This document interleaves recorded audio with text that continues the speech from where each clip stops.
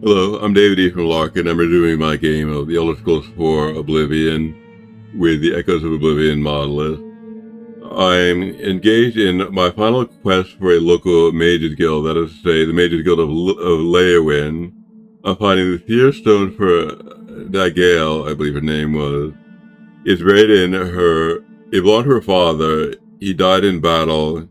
The Seer Stone was lost with him. It turns out that was in this tower I'm now invading. So I killed something called a marauder warlord, who I think might be the boss monster of this place. At the end of my last playthrough, at the end of my last game session. In this session, I'm going to start out where I left off and try to find the actual Seer Stone. It shouldn't be far away now, and I'll return to the Mages Guild. Then I'll join the local Mages Guild there. That will be my last local Mage Guild quest. And then I will proceed to Triumph to the capital to submit my application with all recommendations for admission to the Arcane University and in the capital city. And I'll see what happens then. They should look with favor upon my application and grant me some kind of admission and perhaps some more quests to improve my rank in the hierarchy.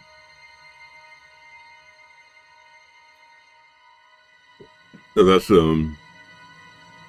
my career advancement on 3/4 boil. I could be going places. So before I start all that, I'm going to read some books. Today's reading will be The Brief History of the Empire. I'm going to do the first 2 volumes now, and the second 2 volumes when I close at the end of this session, starting with Volume 1. A Brief History of the Empire, Part 1, by Stronakathalos III, Imperial Historian. Before the rule of Tiber Septim, all Tamriel was in chaos. The poet Trachis called that period of continuous unrest days and nights of blood and venom. The kings were a petty lot of grasping tyrants who fought Tiber's attempts to bring order to the land. But they were as disorganized as they were dissolute, and the strong hand of Septim brought peace forcibly to Tamriel. In the year of the Second Era, 896. The following year, the Emperor declared the beginning of a new era, thus began the Third Era, year off. For 38 years, the Emperor Tiber reigned supreme. It was a lawful, pious, and glorious age, when justice was known to one and all, from serf to sovereign. On Tiber's death, it reigned for an entire fortnight, as if the land of Tamriel itself was weeping. The Emperor's grandson, Pelagius, came to the throne. Though his reign was short, he was as strong and resolute as his father had been, and Tamriel could have enjoyed a continuation of the Golden Age. Alas, an unknown enemy of the Septim family hired that accursed organization of cutthroats, the Dark Brotherhood, to kill the Emperor Pelagius I, as he knelt at prayer at the Temple of the One in the Imperial City. Pelagius I's reign lasted less than 3 years. Pelagius had no living children, so the crown imperial passed to his first cousin, the daughter of Tiber's brother, Agnereth. Quinteria, former Queen of Sylvanar, assumed the throne as Quinteria I. Her reign was blessed with prosperity and good harvest, and she herself was an avid patroness of art, music, and dance. Quinteria's son was crowned after her death, the first emperor of Tamriel to use the imperial name Uriel. Uriel I was a great lawmaker of the Septim dynasty and a promoter of independent organizations and guilds. Under its kind and firm hand, the Fighters Guild and the Mages Guild increased in prominence throughout Tamriel. His son and successor Uriel II reigned for 18 years, from the death of Uriel I in the Third Era 64 to Pelagius II's succession in the Third Era 82. Tragically, the rule of Uriel II was cursed with blight, plagues, and insurrection. The tenderness he inherited from his father did not serve Tamriel well, and little justice was done. Pelagius II inherited not only the throne from his father, but the debt from the latter's poor financial and judicial management. Pelagius dismissed all the elder council and allowed only those willing to pay great sums to resume in their seats. He encouraged similar acts among his vassals, the kings of Tamriel, and by the end of his 17-year reign, Tamriel had returned to prosperity. His critics, however, have suggested that any advisor possessed of wisdom and not of gold had been summarily ousted by Pelagius. This may have led to some of the troubles that son Antiochus faced when he, in turn, became emperor. Antiochus was certainly one of the more flamboyant members of the usually austere Septim family. He had numerous mistresses and nearly as many wives, and was renowned for the grandeur of his dress, and his high good humor. Unfortunately, his reign was rife with civil war, surpassing even that of his grandfather, Uriel II. The War of the Isle in the Third Era 110, 12 years after Antiochus assumed the throne, and nearly took the province of Somerset all away from Tamriel. The United Alliance of the kings of Somerset and Antiochus, only managed to defeat King Orgrim of the island kingdom of Peondanea due to a freak storm. Legend credits the Physic Order of the Isle of Artaeum with the sorcery behind the Tempest. The story of Quintilian II, heir to her father Antiochus' throne, is certainly one of the saddest tales in imperial history. Her first cousin Uriel, son of Queen Fatima of Solitude, accused Quintilia of being a bastard, alluding to the infamous decadence of the imperial city during her father's reign. When this accusation failed to stop her coronation, Uriel bought the support of several disgruntled kings of High Rock, Gyrum, and Morrowind, and with Queen Fatima's assistance, he coordinated 3 attacks on the Septim Empire. The first attack occurred in the Iliac Bay region, which separates High Rock and Hammerfell. Quintilia's entourage was massacred and the Empress taken captive. For 2 years, Quintilia II languished in an imperial prison believed to be somewhere in Glen Point or Glenmoral, where she was slain in her cell under mysterious circumstances. The second attack was on a series of imperial garrisons on the coast of Morrowind Island. The Empress's consort Continental Rings fell defending the fort. The third and final attack was a siege of the imperial city itself, occurring after the Elder Council split up the army to attack western High Rock and eastern Morrowind. The weakened government had little defense against Uriel's determined aggression and capitulated after only a fortnight of resistance. Uriel took the throne that same evening and proclaimed himself Uriel III, Emperor of Tamriel, the year of the Third Era 121. Thus began the War of the Red Diamond, described in Volume 2 of this series.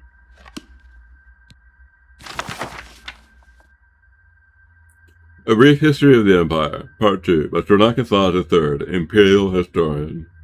Volume 1 of this series described in brief the lives of the first 8 emperors of the Septim dynasty, beginning with the glory of Tiber Septim, and ending with his great-great-great-great-granddie, Quintilia II. Quintilia's murder in Glen Point, while in captivity, is considered by some to be the end of the pure strain of Septim blood in the imperial family. Certainly it marked the end of something significant. Uriel III not only proclaimed himself Emperor of Tamriel, but also Uriel Septim III, taking the eminent surname as a title. In truth, his surname was Mantiarcho from his father's line. In time, Uriel III was deposed and his crimes reviled, but the tradition of taking the name Septim and the title of the Emperor of Tamriel did not die with him. For 6 years, the War of the Red Diamond would take its name from the Septim family's famous badge, tore the empire apart. The combatants were the 3 surviving children of Pelagius II, Fatima, Kephrus, and Magnus, and their various offspring. Fatima, of course, supported her son, Uriel III, and had the combined support of all of Skyrim and northern Morrowind. With the efforts of Kephrus and Magnus, however, the province of High Rock turned coat. The provinces of Hammerfell, Somerset Isle, Boundwood, Elsewhere, and Blackmark were divided in their loyalty, with most kings supported Kephrus and Magnus. In the Third Era, 127, Uriel III was captured at the Battle of Itchadag in Hammerfell, en route to his trial in the imperial city. A mob overtook his prisoner's carriage and burned him alive within it. His captor and uncle continued on to the imperial city, and by common acclaim was proclaimed Kephrus I, Emperor of Tamriel. Kephrus' reign was marked by nothing but war. By all accounts, he was a content intelligent man. What Tamriel needed was a great warrior, and he fortunately was that. It took an additional 10 years of constant warfare for him to defeat his sister Fatima, the so-called Wolf Queen of Solitude, who died in the siege of her city-state in the year 137. Kephrus survived his sister by only 3 years. He never had time during the war years to marry. So was his brother, the fourth child of Pelagius II, who assumed the throne. The Emperor Magnus was already elderly when he took up the imperial diadem, and in the business of punishing the traitor king of the War of the Red Diamond drained much of his remaining strength. Legend accuses Magnus' son and heir, Pelagius III, of patricide, but that seems highly unlikely for no other reason than that Pelagius was king of Solitude following the death of Fatima and seldom visited the imperial city. Pelagius III, sometimes called Pelagius the Mad, was proclaimed emperor in the 145th year of the Third Era. Almost from the start, his eccentricity of behavior were noted at court. He impaired dignitaries, offended his vassal king, and on one occasion marked the end of an imperial grand ball by attempting to hang himself. His long-serving wife was finally awarded the regency of Tamriel, and Pelagius III was sent to a series of healing institutions in his island until his death in the Third Era 153 at the age of 34. The Empress Regent of Tamriel was proclaimed Empress Kataria I upon the death of her husband. Some, who did not mark the end of the Sutton bloodline with the death of Kinhiri II, considered the ascendancy of this dark elf woman the true mark of his decline. Her defenders, on the other hand, asserted that though Kataria was not descended from Tyber, the son she had with Pelagius was, so the imperial chain did continue despite racist assertions to the contrary. Kataria's 46-year reign was one of the most celebrated in Tamriel's history. Uncomfortable in the imperial city, Kataria traveled extensively throughout the empire, such as no emperor ever has since Tyber's day. She repaired much of the damage that previous emperors' broken alliances and bungled diplomacy created. The people of Tamriel came to love their empress far more than the nobility did. Kataria's death in a minor skirmish in Black March is a favorite subject of conspiracy-minded historians. Sage Mentalius' discovery, for instance, of a disenfranchised branch of the Septim family and their involvement with the skirmish was a revelation indeed.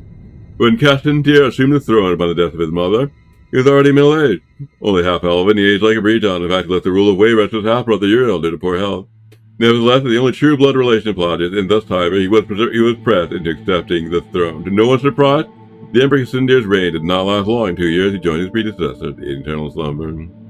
Uriel Lariat, Cassindir's half-brother, and the child of Kataria I and her imperial consort, Galaver Lariat, after this of Pelagius III, left the kingdom of Wayrest to reign as Uriel IV. Legally, Uriel IV was a Septim. Cassindir had adopted him into the royal family to become king of Wayrest. Nevertheless, at the council of the people of Tamriel, he was a bastard child of Kataria. Uriel did not possess the dynamism of his mother, and his long 43-year reign was a hotbed of sedition.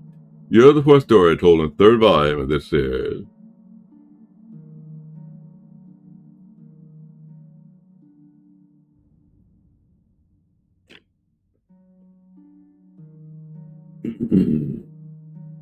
Alright, I continue.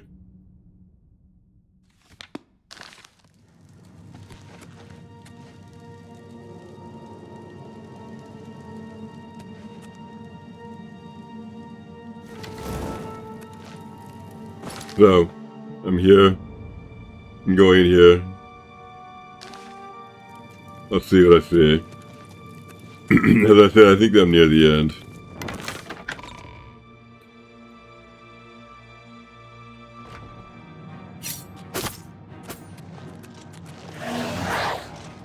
I guess not.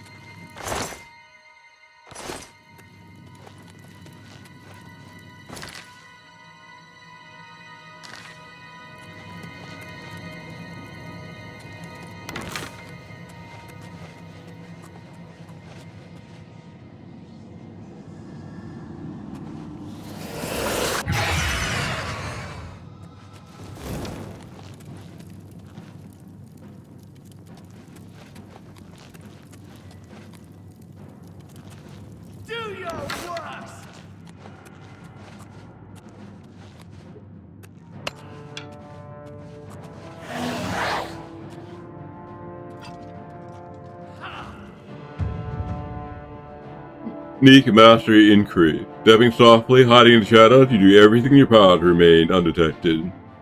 You become an apprentice to sneaky. Your sneak attacks are now even deadlier. You'll never take me down. That's the best you can do.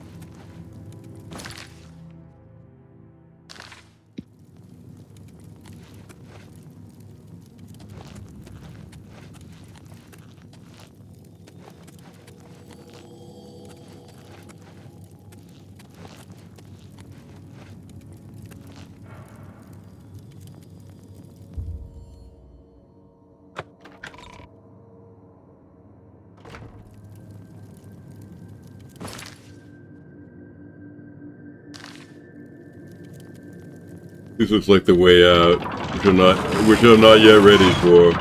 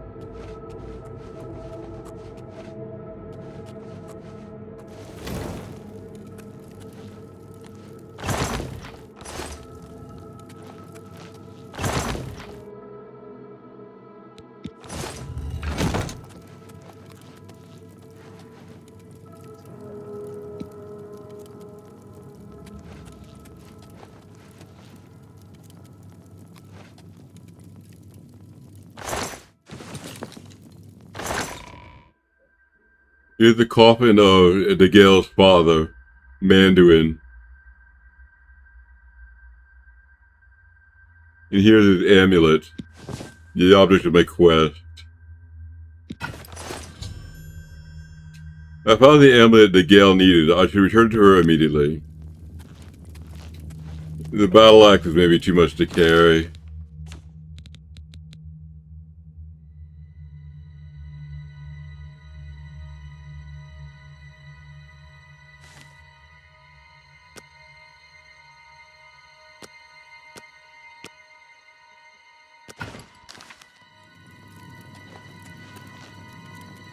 I'm just gonna leave it here.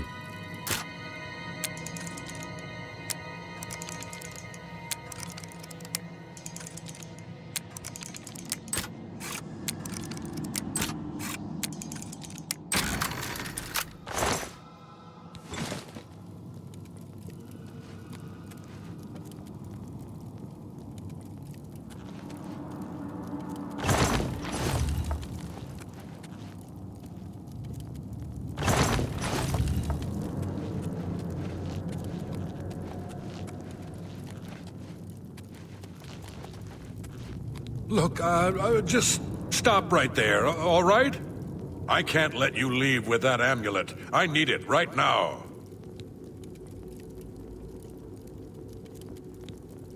Why do you want the amulet? I took the other one, and that should have been enough. I shouldn't have to go through all this just to get rid of her. It's not even as if I was going to keep it forever.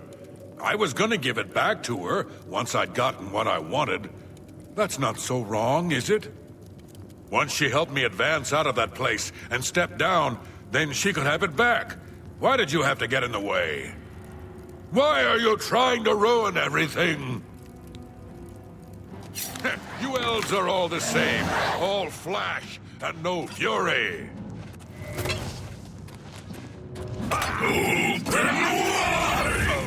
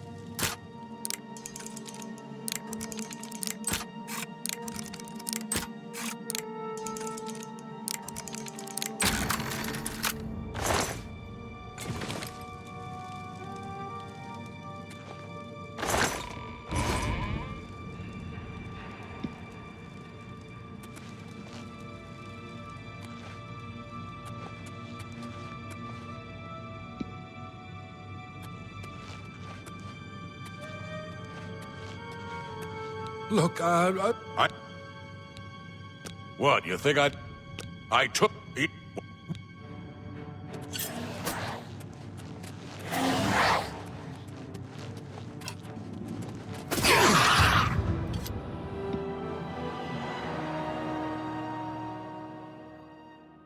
Snow. We need more snow. Can't have enough.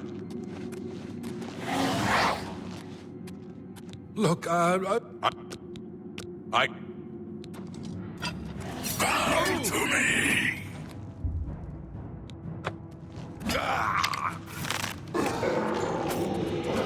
On your belly, naked!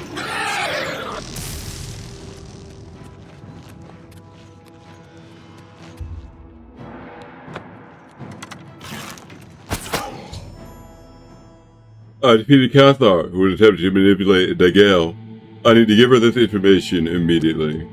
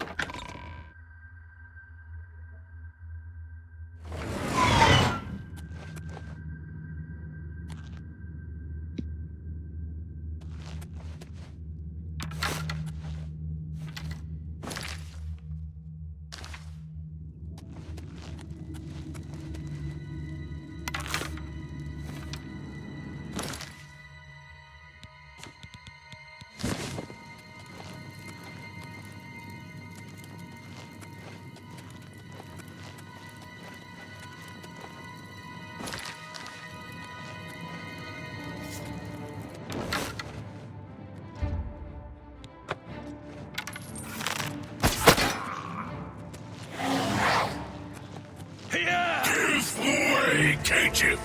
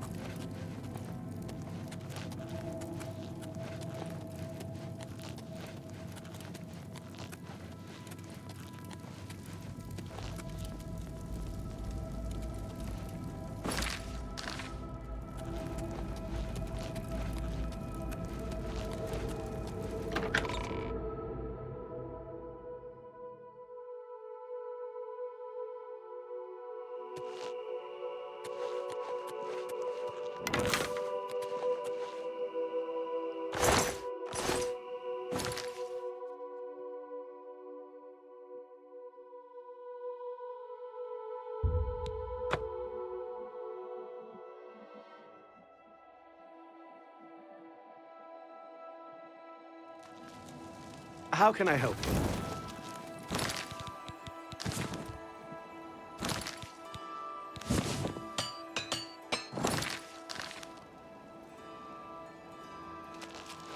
So I'm going to go to the Mages Guild and turn in the object of my quest. And hopefully obtain my recommendation.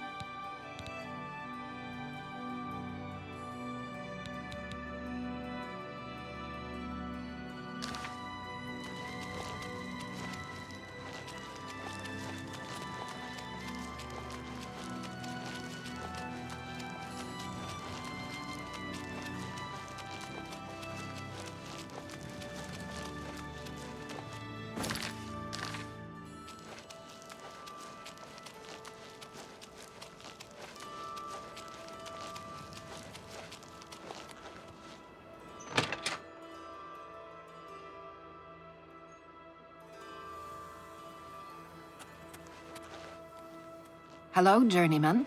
What have you been up to? I Greetings, heard people guildmate. saying they ran into goblins around here. Nothing has changed, child.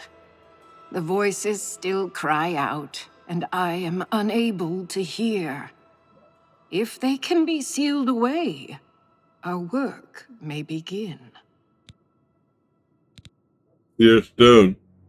Found it, have you? Silenced the hands that betrayed and took what was mine? Then let me have the stone, so that the voices can be shut out. Ah, child, I thank you for helping me. With the voices quieted for now, the words you seek have come to me. You shall have my recommendation. Though I must warn you, I have seen things in your future, things which may be, and things which will be. It will be up to you to decide the fate of many. Life and death are strange things, easily manipulated, and both will be altered by your hands.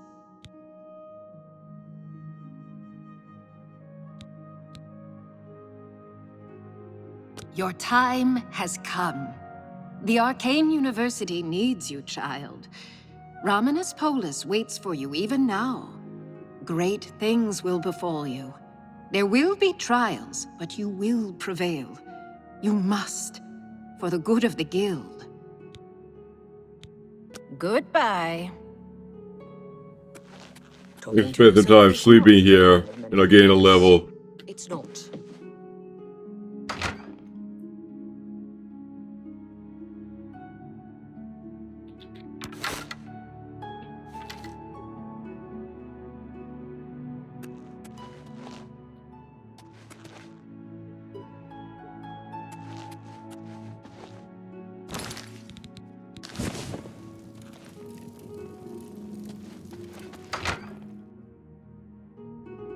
Attacking me. They were everywhere.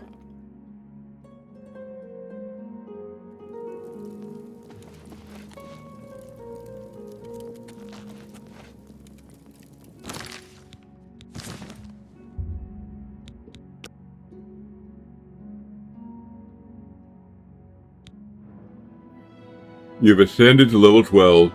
You can't believe how easy it is. You just have to go a little crazy, and then suddenly it all makes sense, and everything you do turns to gold.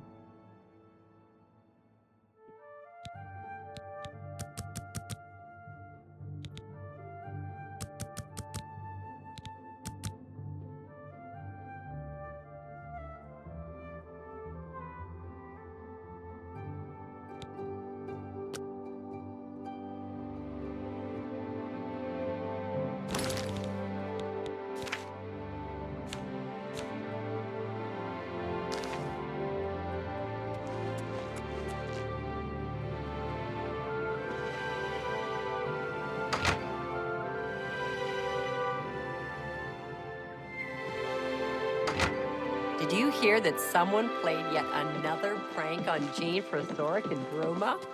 I don't know how she keeps falling.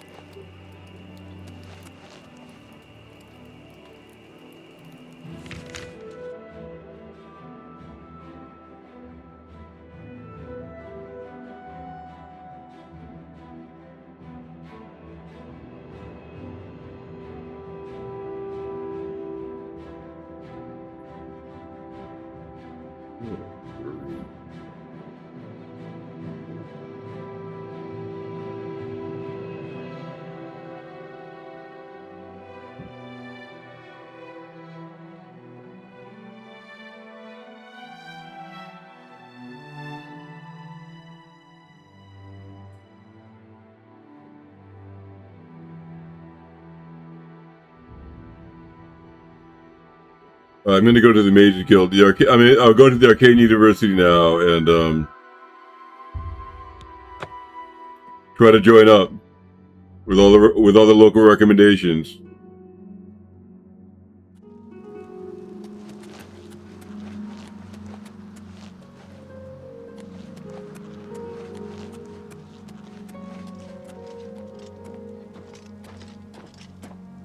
You have my ear, citizen. I'm so hungry I could eat a Bosmer. What? Yes? Bed.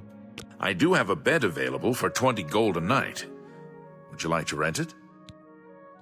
I'll take it. Very good. It's up the stairs there. First door on your left. Sleep well. Bye.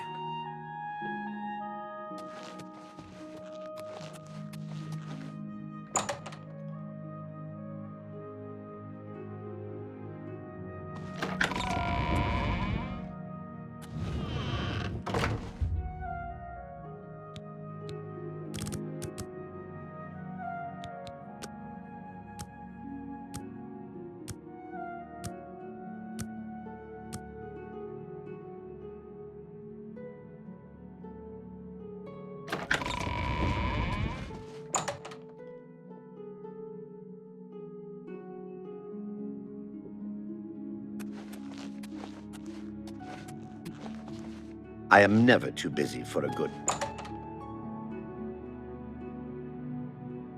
I should probably wash up before heading home. It's been better. How about you? What? I've been better. Don't be the last of each day's.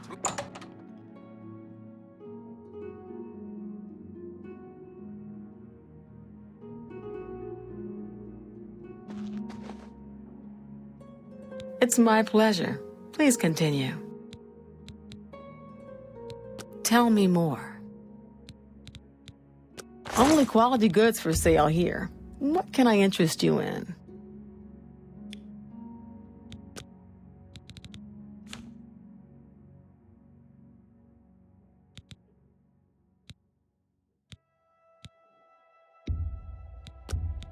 I can't afford to do that.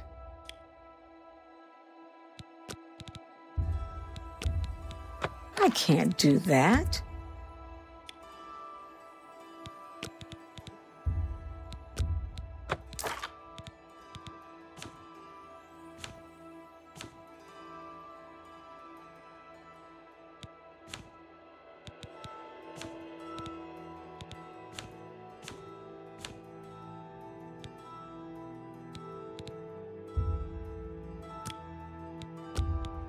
I wouldn't make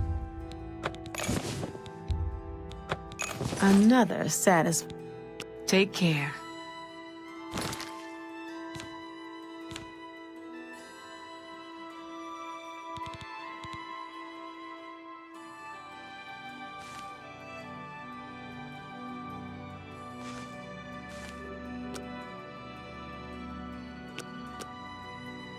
This would be a great one if I ever took up sword fighting, but I don't know if I'm going to.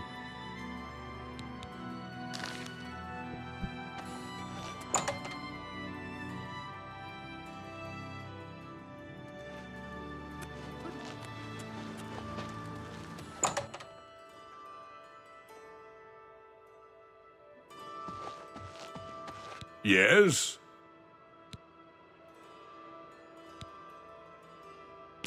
I offer the finest goods and lowest prices in all Cyrodiil.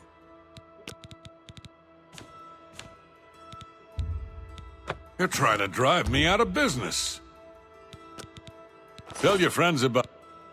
Oh, we'll see. So you... Thank you.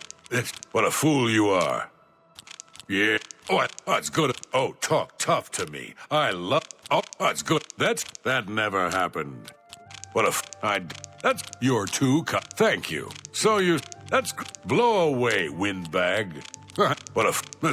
Oh, I like that. A lot. That works for me.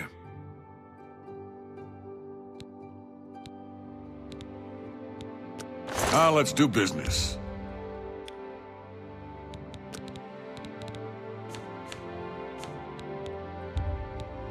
You gotta be kidding. You don't expect me to make that deal, do you? You'll need to make a better offer.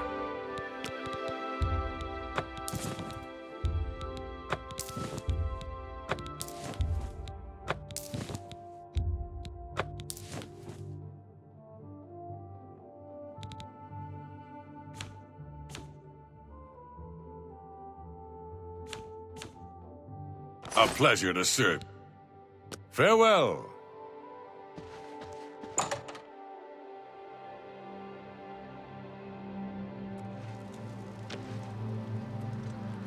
Get your Black Horse courier here.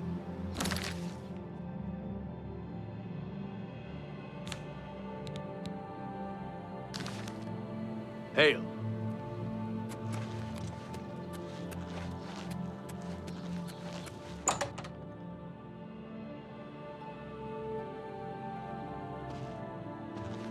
If you have any questions about the merchandise, you've but to ask. Go ahead. What a great... No, you should be... That's just talk. You can't scare me. Goodness, what a great... Oh, you're revolting. Oh, you're wasting... Goodness, well done. Goodness, what a great... Not... That's just talk. Let's do business.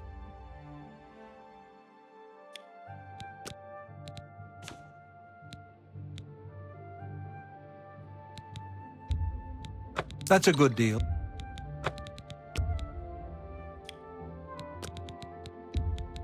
You're trying to drive me out of business.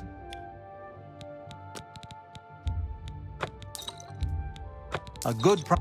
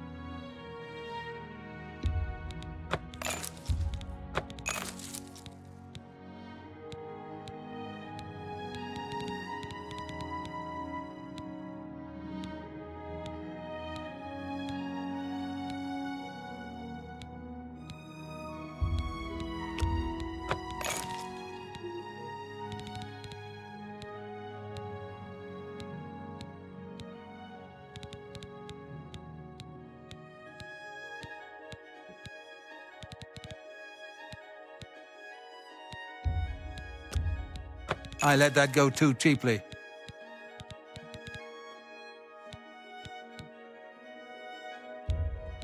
Pleasured. Another satisfied. Goodbye.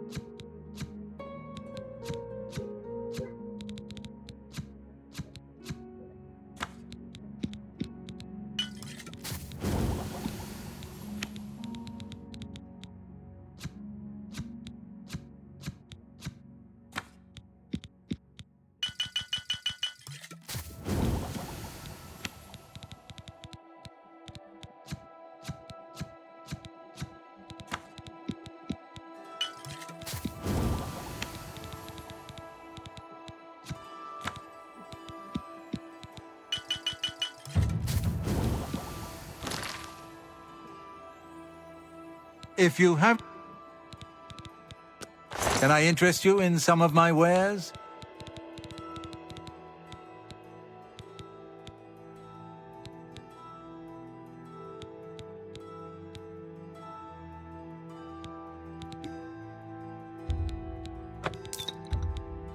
A good price for a good customer.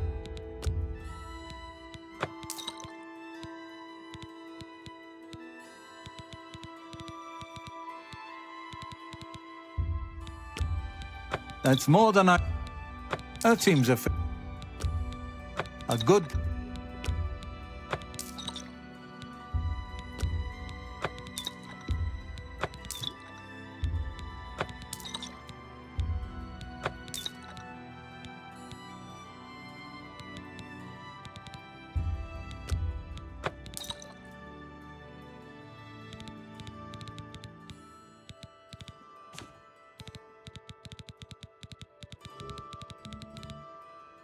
Pleasure to serve.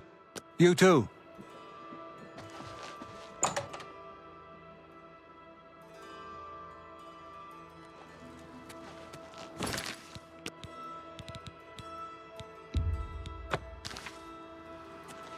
I think I need something to drink.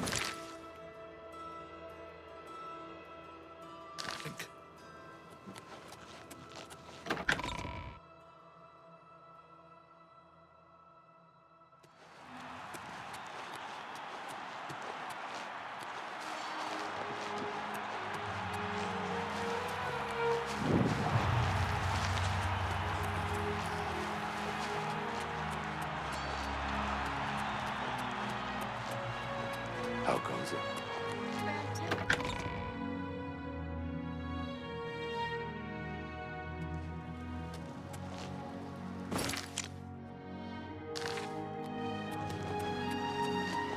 I heard the fighter's guild got Well the met. phone of rock. Both ye from the arcades. Speak.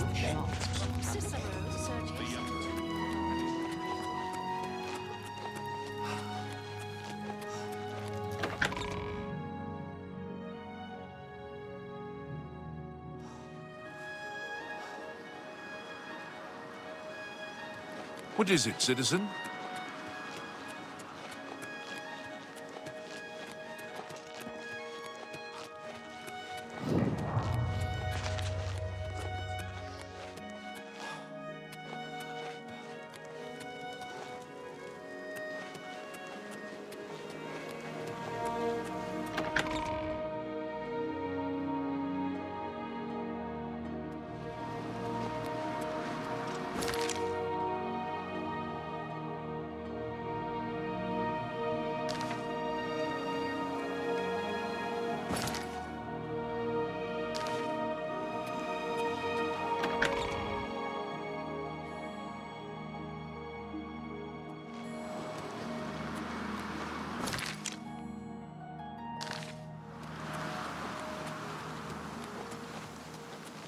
Everybody Saving needs a up copy of enough the for Black some Horse medicine. Courier.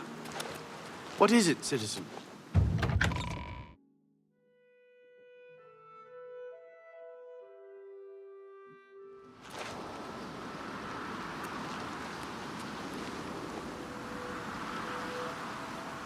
I think this is the Mage's Guild. No, it's the waterfront.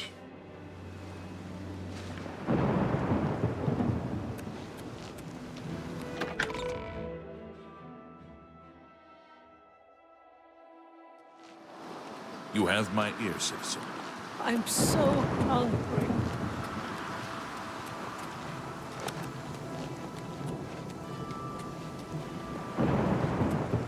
Speak.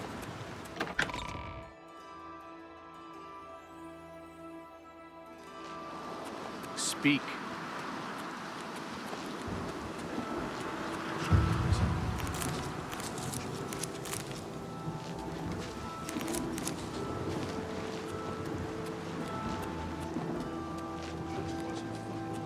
You have my ear, citizen.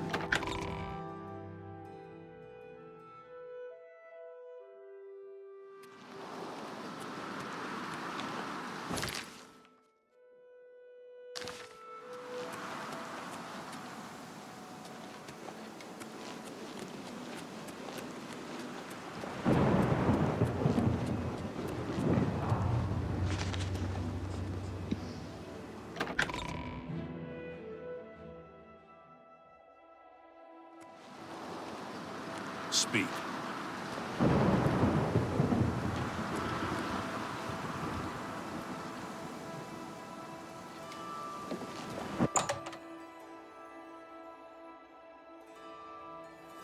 Hello, associate. Greetings. Hello, associate. It seems you've obtained the final recommendation you required. May I interest you in some of my fine wares?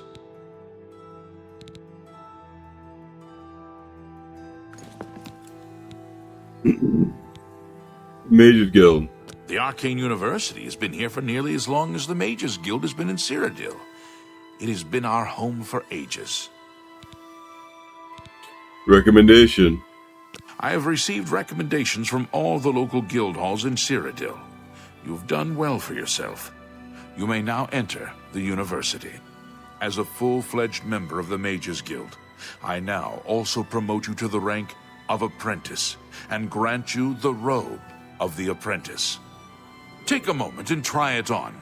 Then we shall speak of what comes next for you. Greetings, Guildmaid. I'll pay handsomely if you can procure the items in that list. Find me everything on there, and you'll be well compensated. Good day.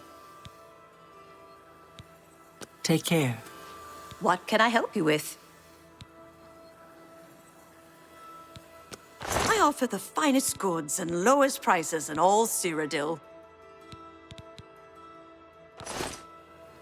Garridan's Tears. You aren't the first person to go looking for those. Quite a remarkable story, really. I know a bit about it. Please, I wish to hear it. Certainly. Garridan was a knight who lorded over a small village of peaceful farmers. One harvest summer, there was a horrible drought. The farmers appealed to Garridan to discover a solution. He spent a week consulting with sages until one of them mentioned a possibility. The sage told him of an artifact called the Everflow Ewer.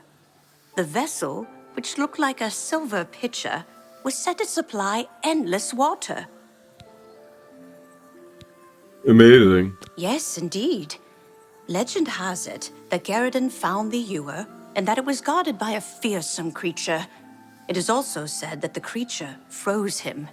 When Garridan realized his quest was a failure and he wouldn't be able to return and save the farmers, he began to shed some tears. As the ice enveloped him, some of his tears were frozen as well. Some even say that the divine Mara took pity on the poor knight. To commemorate his kind heart, she imbued the tears with some sort of magical power. That's only rumor, though. You know, if you're really interested in more, there's a book I read once called Nightfall. It may have more about Garridan. Where can I find this book?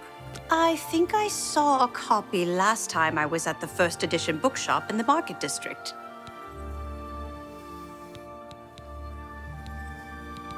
Imperial City. I rarely leave the university, as I have all I need right here. If you need ingredients, try Ojer Georic at the main ingredient. Rumors. Did you hear that someone played yet another prank on Jean Frasoric and Bruma? I don't know how she keeps falling for these things. Please, visit me again anytime. I'm glad to help. Give Strasser my regards.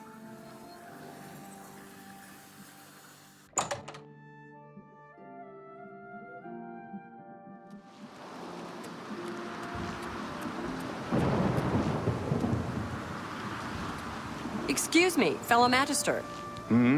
Yes, I'm sure you've got something exceedingly important to say. But the apprentices do not teach themselves, now do they? Good day. Well met, guildmate.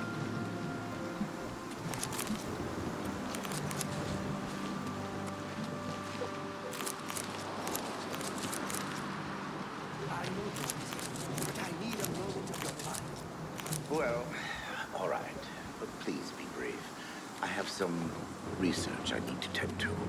I'd been thinking about our conversation yesterday and decided to consult some of the ancient texts.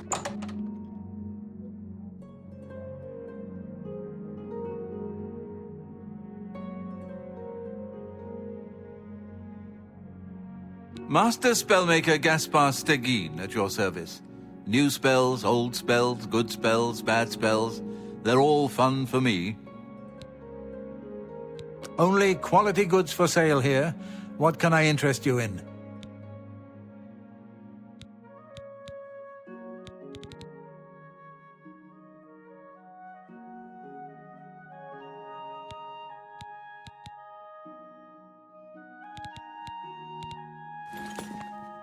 Bye.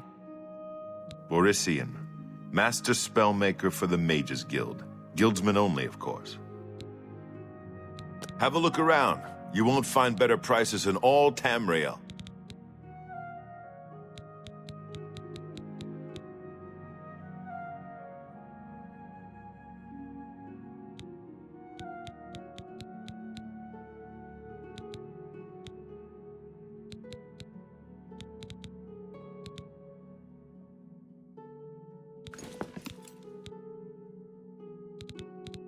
May I interest you in some of my Tell your friends about me. Be seeing you. With this, I can actually make my own spells.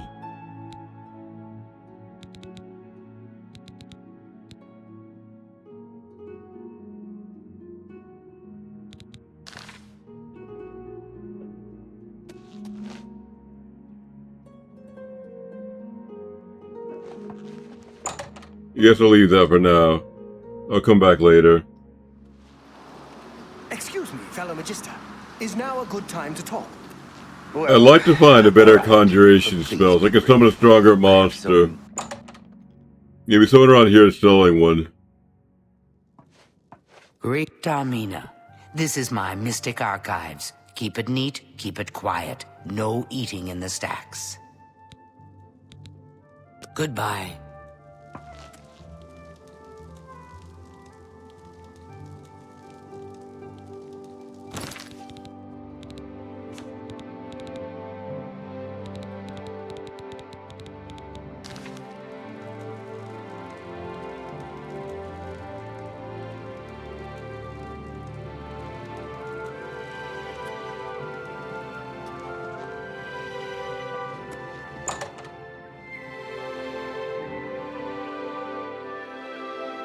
Excuse me, fellow Magister.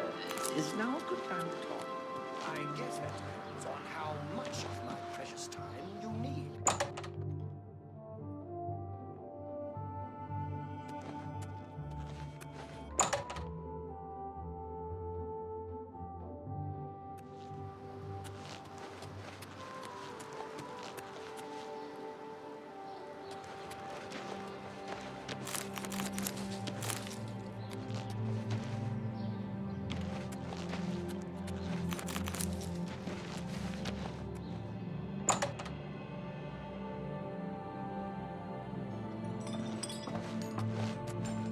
Well met, guildmate.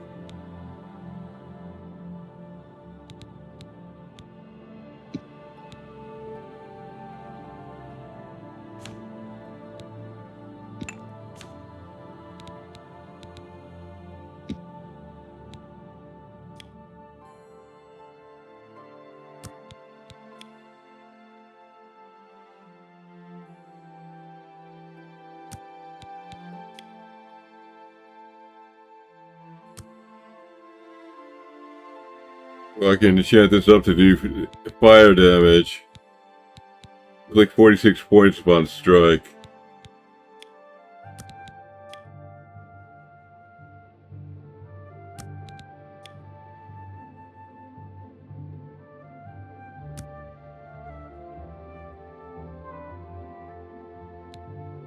I'll do 27 points of damage per second for 2 seconds.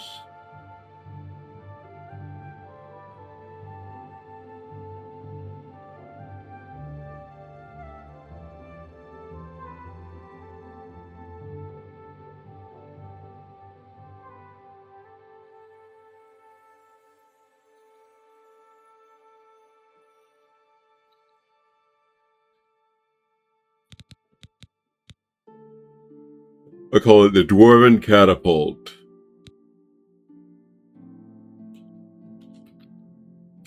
The Dwarven Catapult Bow.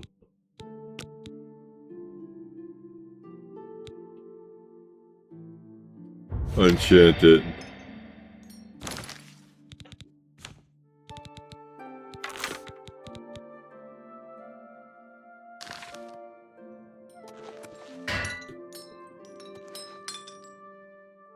Maybe I can do it a little more.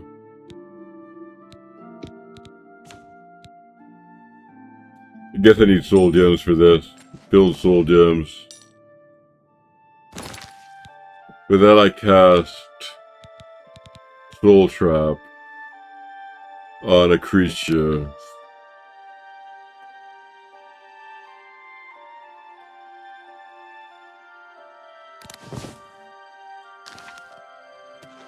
I'll try to make it my habit. I need to cast Soul Trap on a creature just before I kill it. Then if Soul fills a Soul Gem, I can use it to enchant magic items and make it, and recharge existing magic items.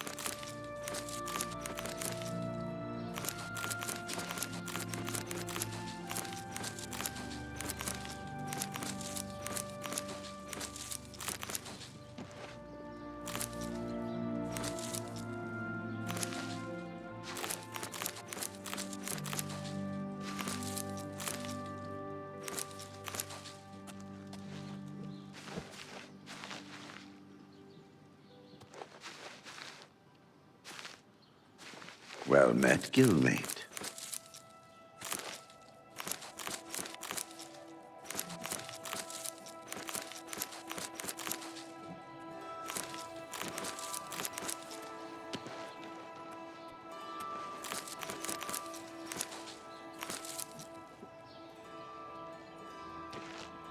Yeah, start off everything in sight. It'll grow back. And then I'll be back for more. I think I'm ready to talk to the Archmage.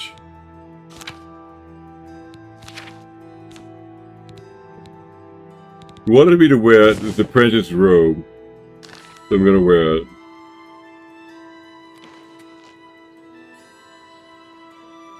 Seth the Apprentice. I'm listening. Speak. Well, you'll recall my hypothesis, the one I mentioned the other day. Well met, guildmate.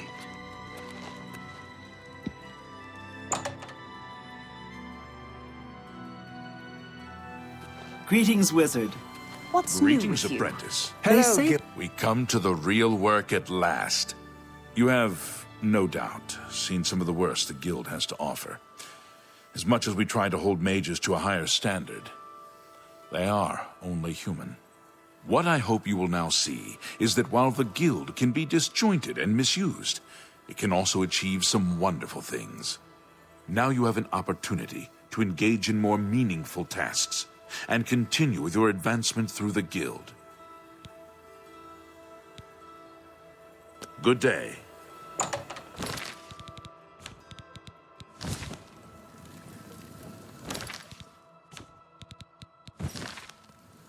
We come to the real work at last. You have, no doubt, seen some of the work. What now? Only quality goods for sale here. Advancement. You do not yet qualify for further advancement in the guild. Mages Guild. The Arcane University has been here for nearly as long as the Mages Guild has been in Cyrodiil. It has been our home for ages. Rumors. It's a simple job. Go get a journal from Fallen Rock Cave. Shouldn't that be a cinch for a fighter guild contract? Huh. Before you can begin work for the guild, you'll need to do something for yourself. Every mage carries a staff. It is crafted and enchanted by the guild and is a symbol of status. You need such a staff. Mage's stuff. The wood used for staves comes from a grove to the northeast of the Imperial City, near Wellspring Cave. Several mages tend to the grove and should be able to assist you. Speak with either Zarasha or Illet when you arrive, and choose wisely.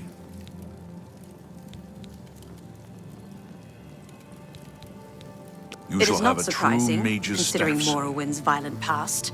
We can only hope the troubles subside quickly. Bye. Greetings, apprentice.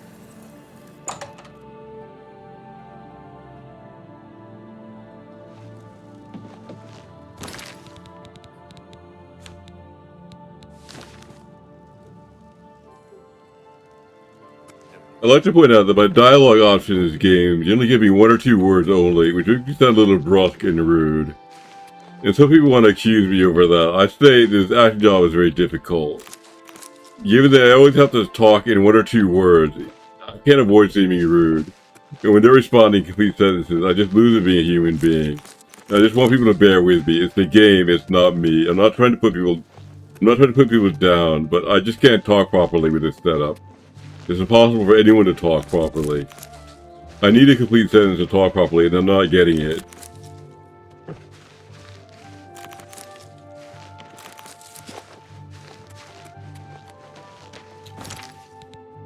It just doesn't occur often enough.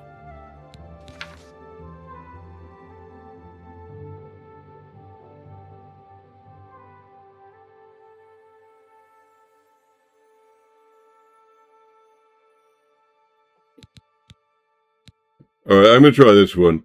I spoke with both the elf from the Arcane University, and she gave me a note mentioning a shipment of dwarven artifact that has been stolen by bandits. She said she would pay handsomely for retrieving them. I should head towards Camp Elliot to get my hands on those artifacts.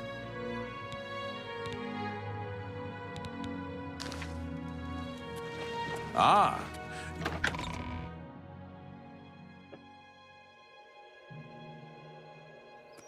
What is it, citizen?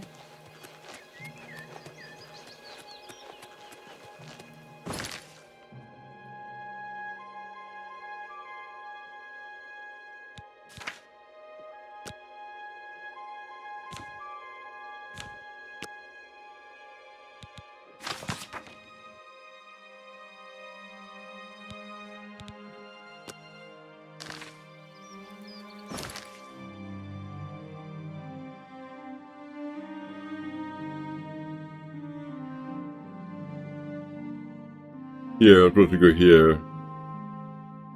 Camp Elliot. I'll just walk over here.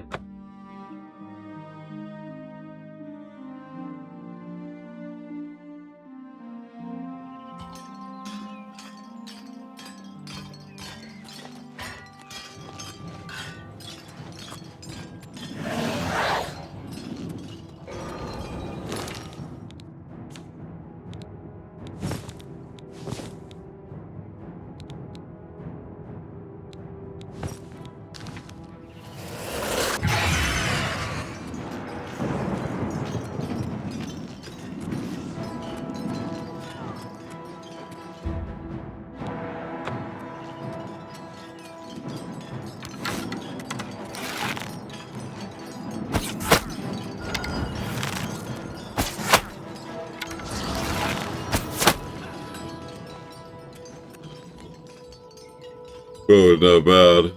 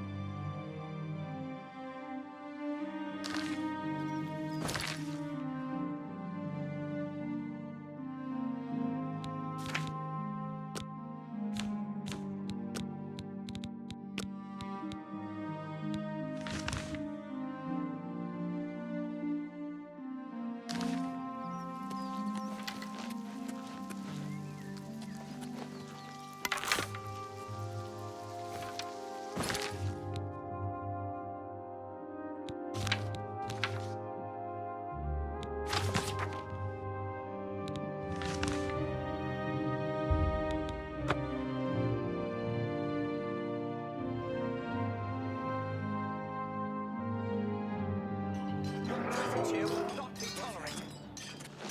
Rah! I'm just warming up, you pathetic worm!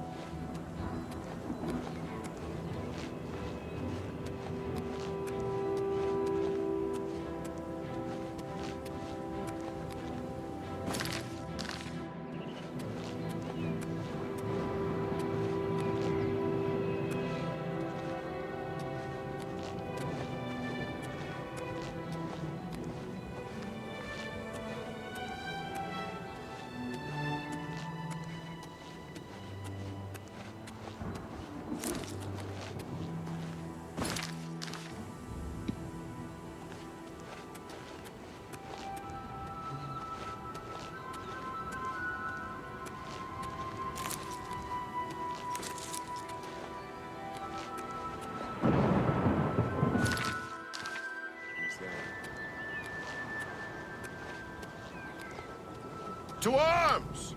To arms!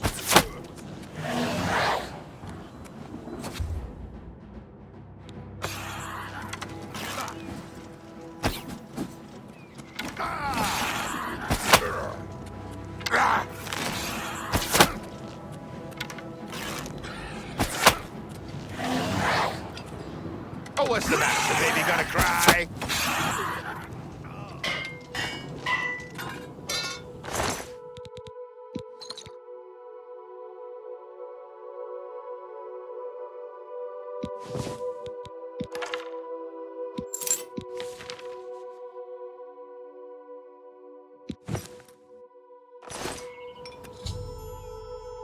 Preparing the orrery.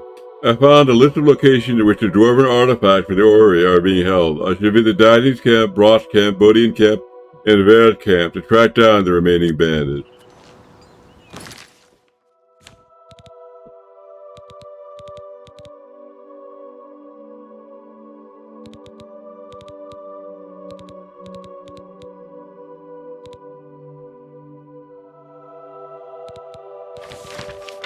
Until a buyer can be found, the items should be hidden. Scatter them so the Legion pigs can't ferret them out easily. Use our stay spots at the following camp: Daddy's camp, Brock's camp, Bodian camp, Ver's camp. Word will be sent when it's time to get rid of these things.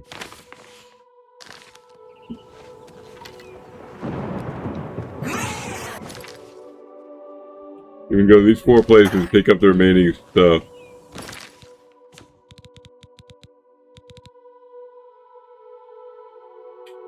Greaves of the foot soldier, fortified light armor for 8 points.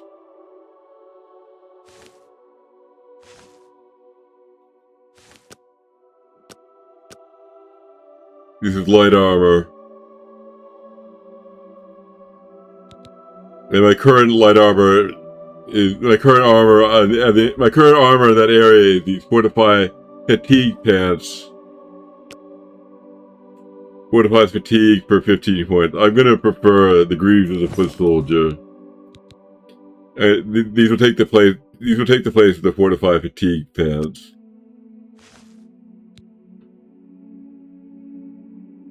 So just like that now.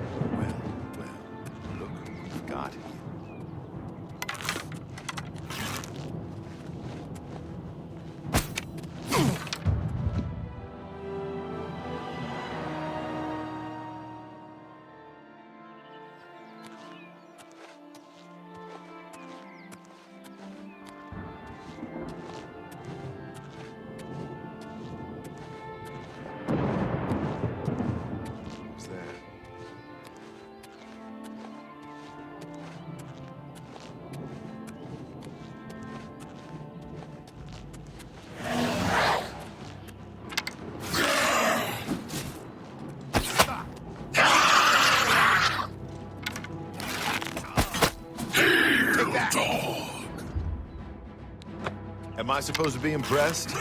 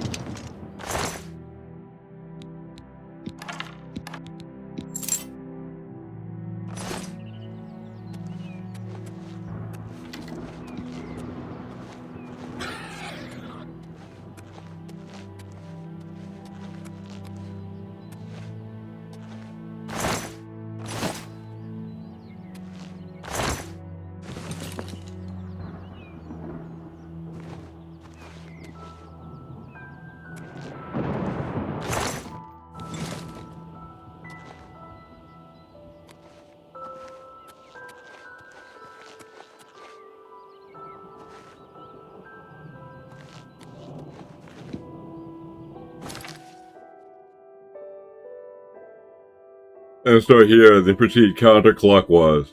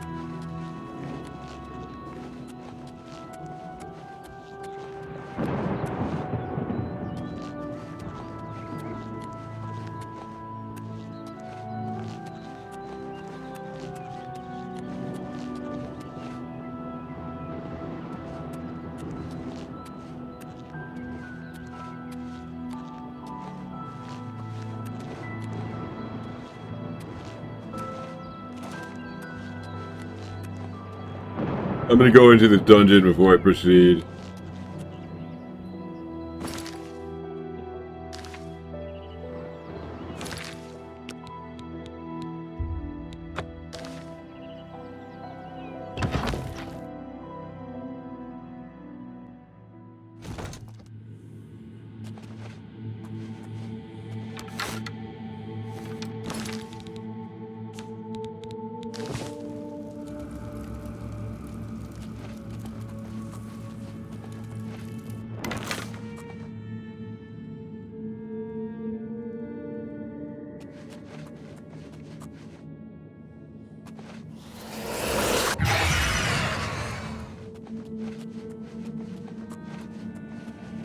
Who's there? Huh? Where did you go? Come out where I can see you.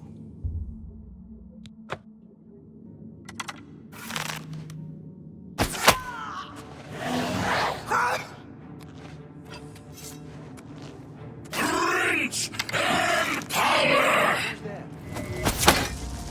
To arms! To arms!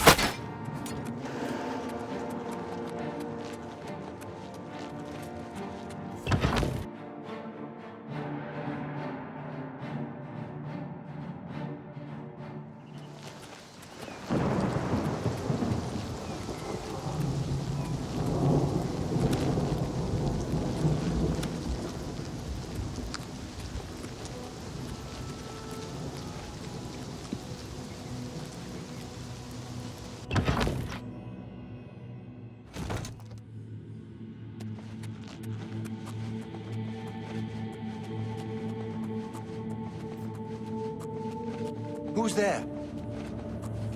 Huh? I'd better cut down on the ale. Starting to see things, I am. Hurrah! This ends here! Who's there?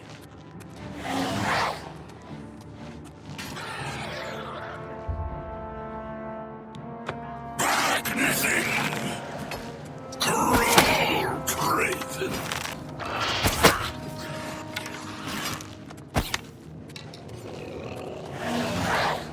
Do your worst.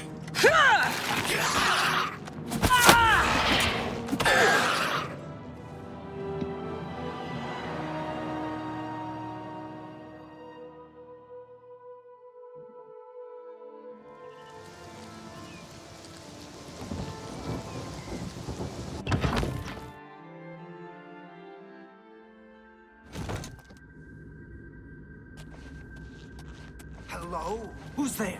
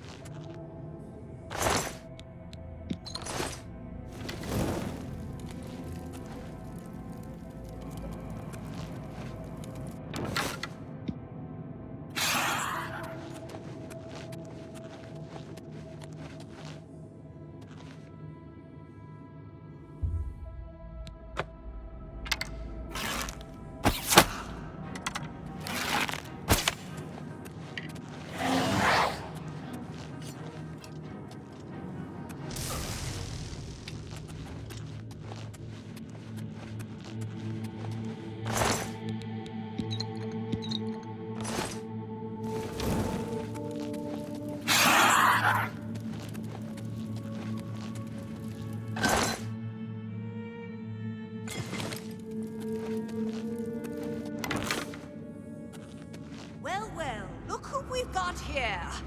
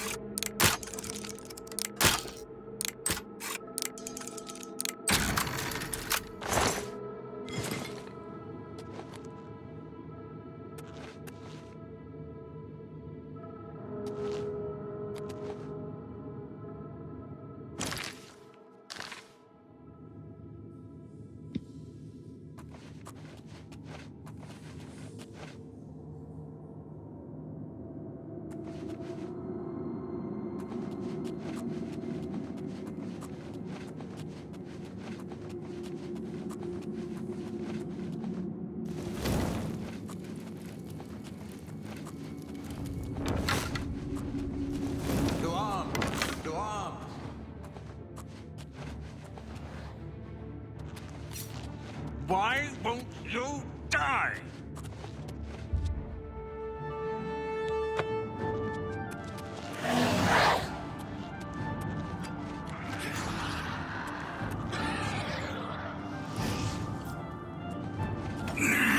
Pharaoh.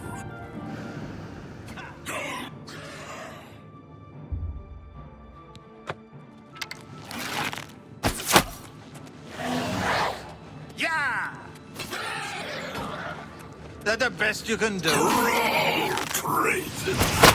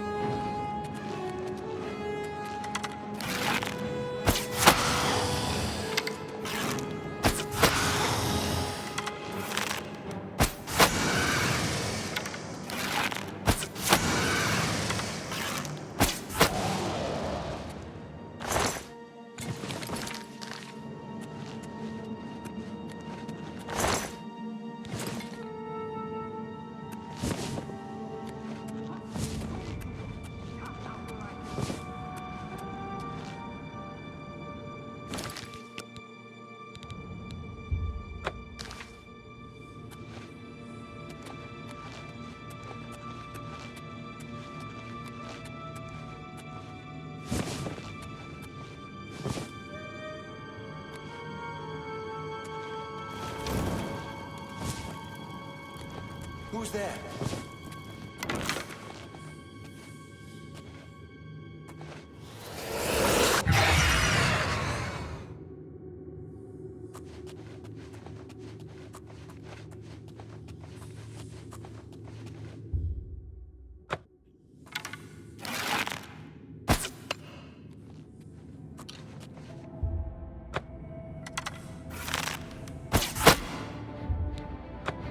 This is the part where you fall down and bleed to death!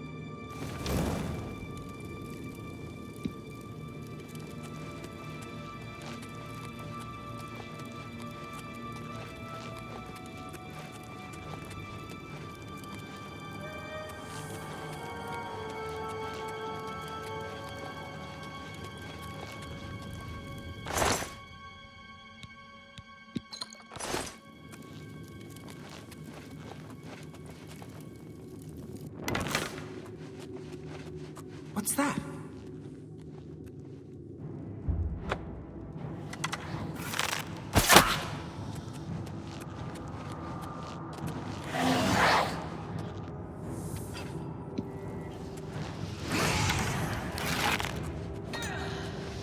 Give way, cages!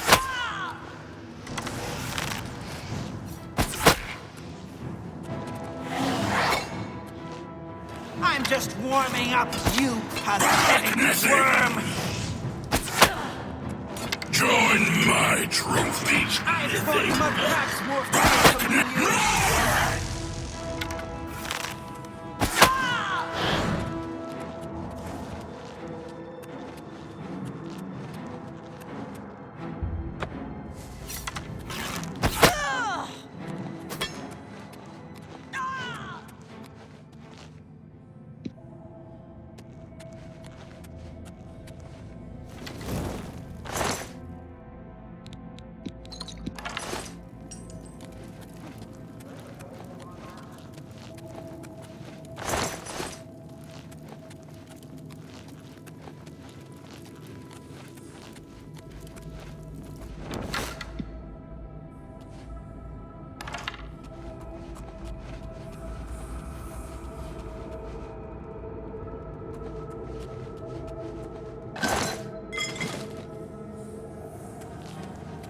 If it's a fight you want, it's a fight you'll get.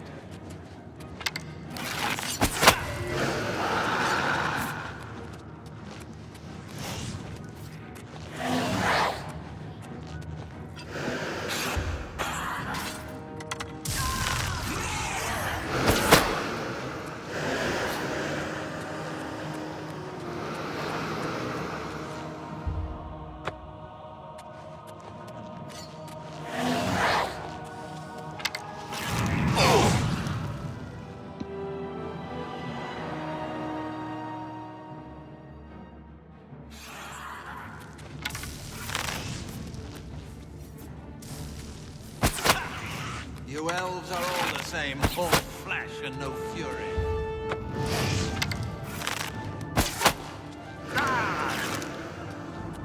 I'm just warming up, you pathetic worm.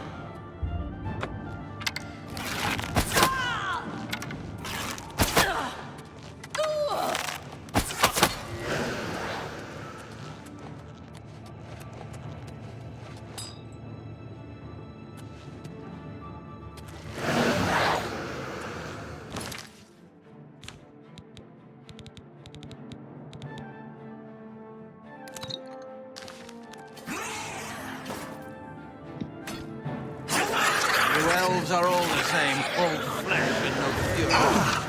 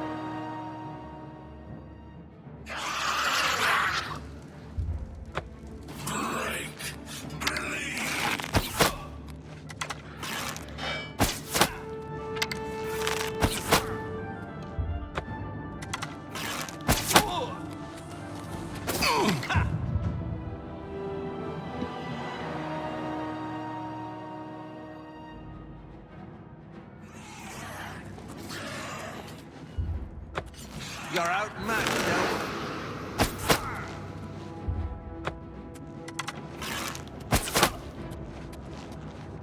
I'm just warming up, you pathetic worm.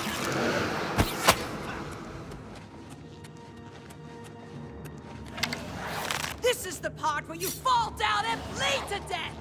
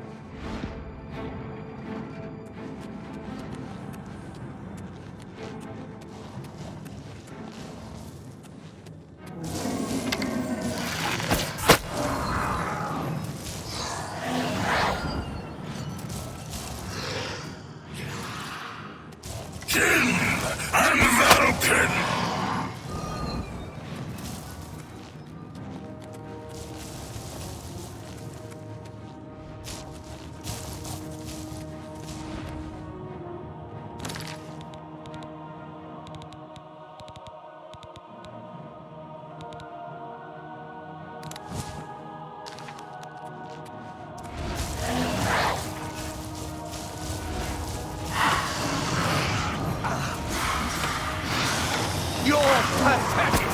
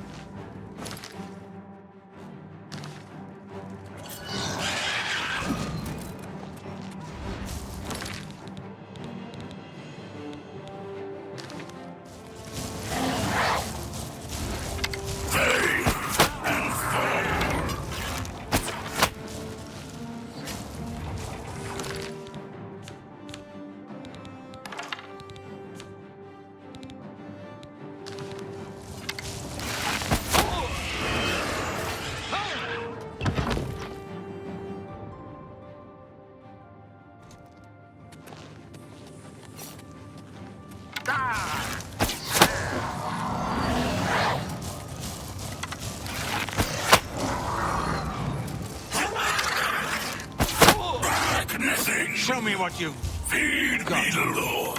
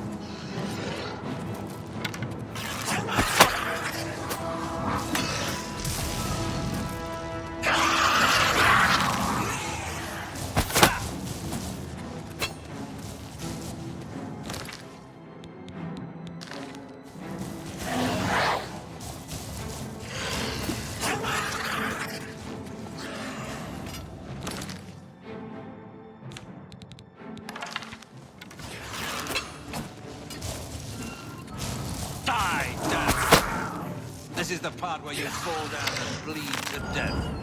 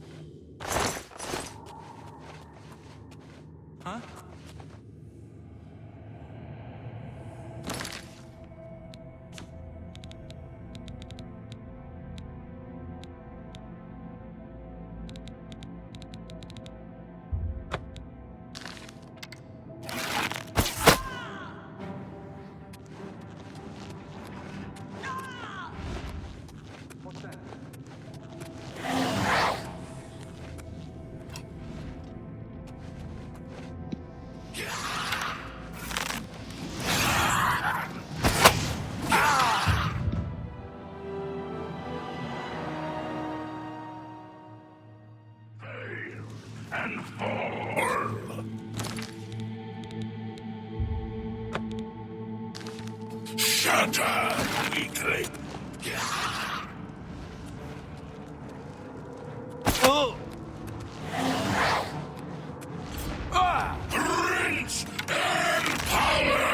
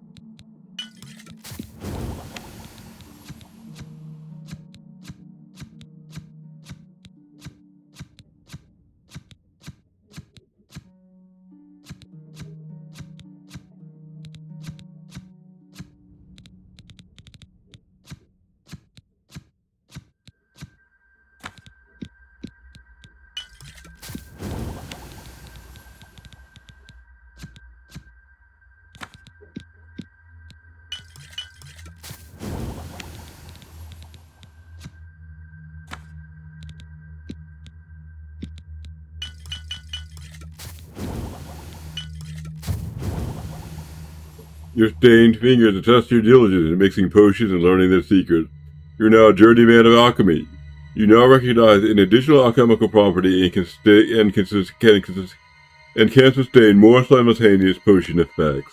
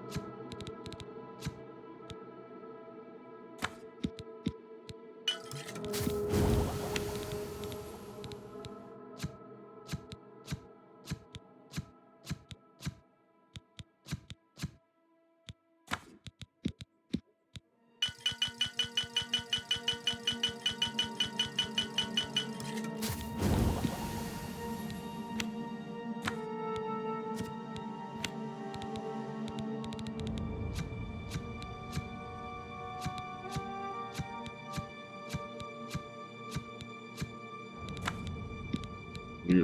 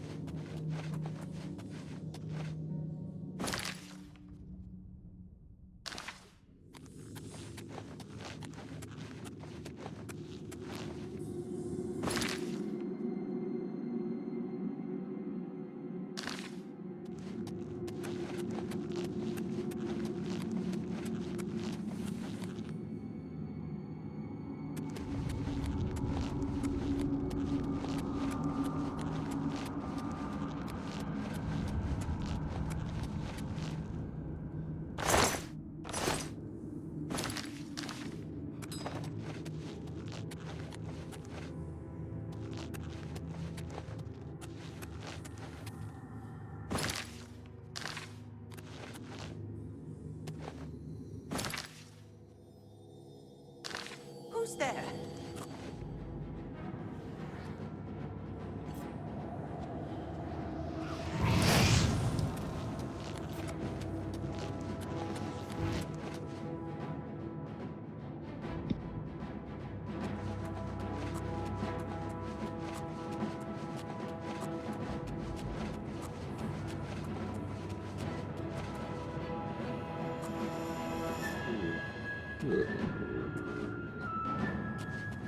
Let's go.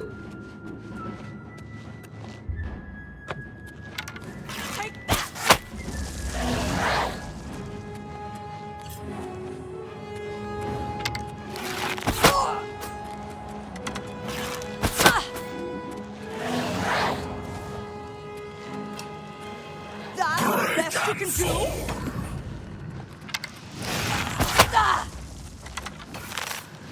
Break and fall.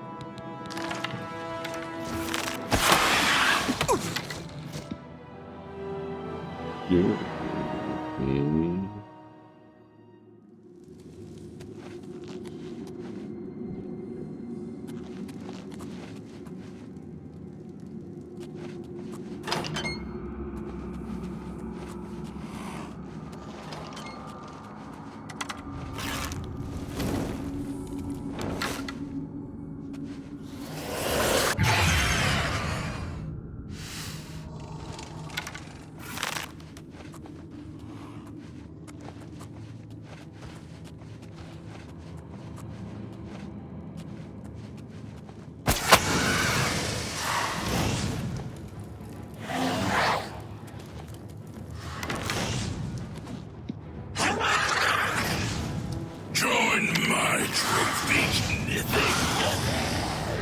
You slay.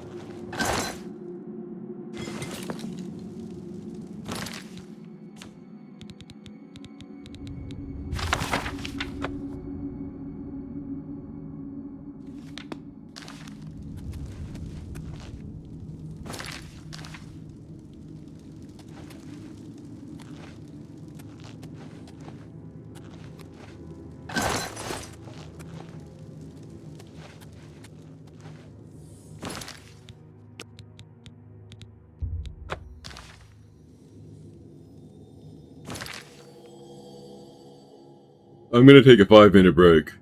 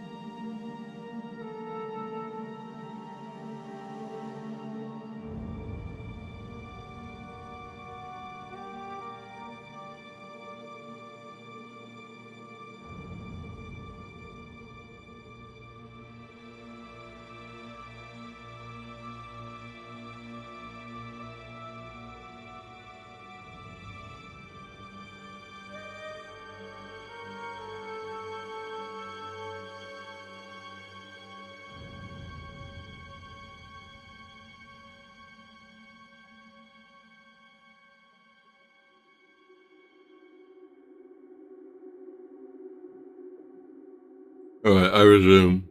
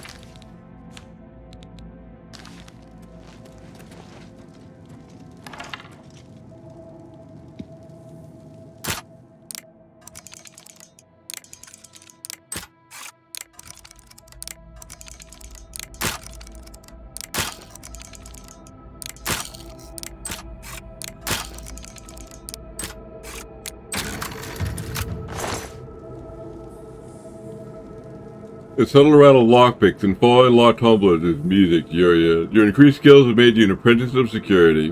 When you pick locks, only 3 tumblers now fall when you break a pick.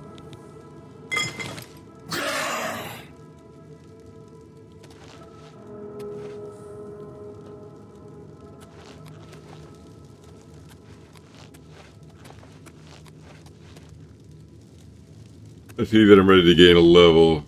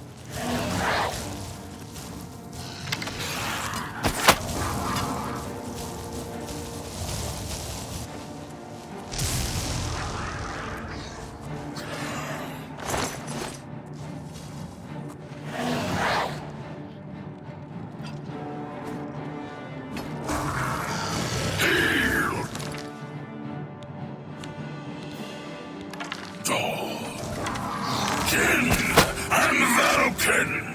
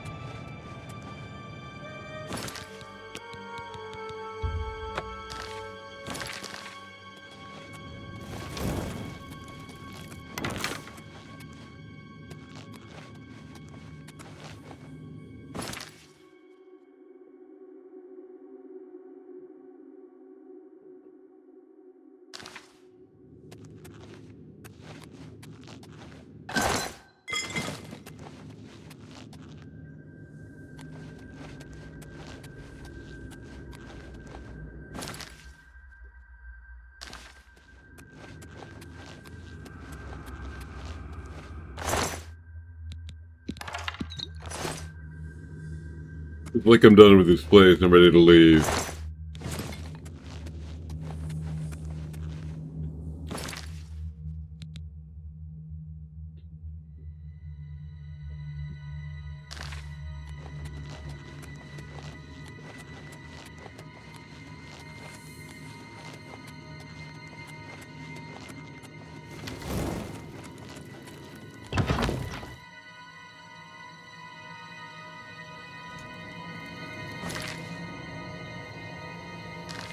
I'm ready to go out through here.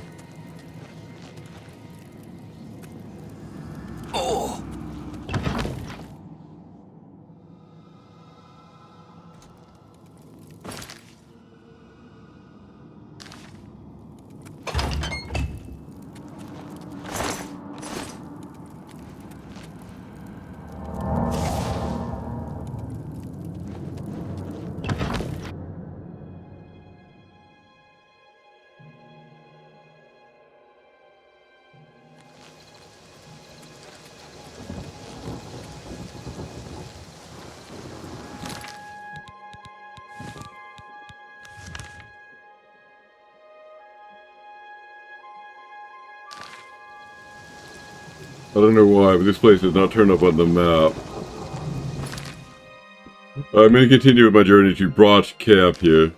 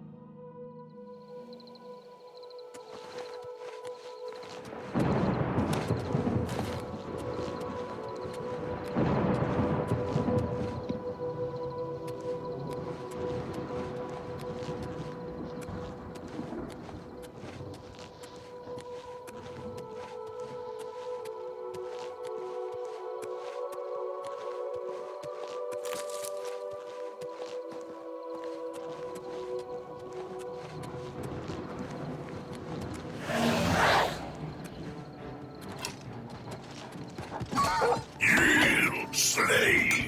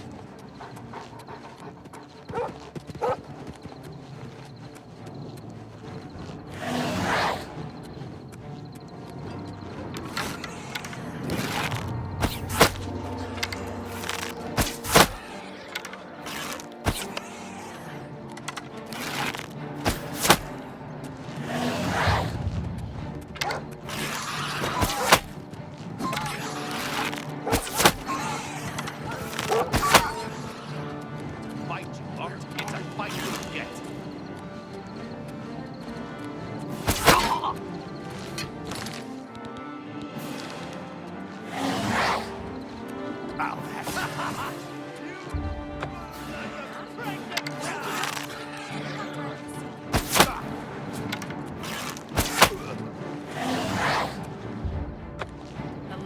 That's the best you can do!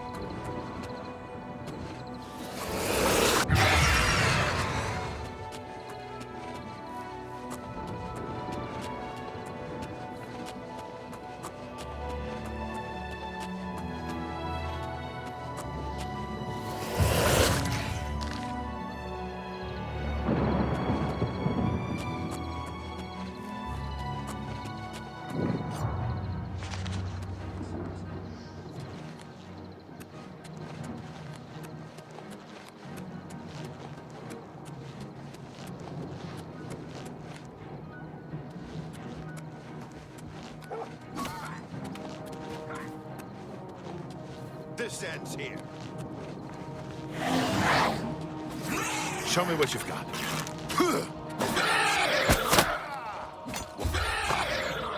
Whoa.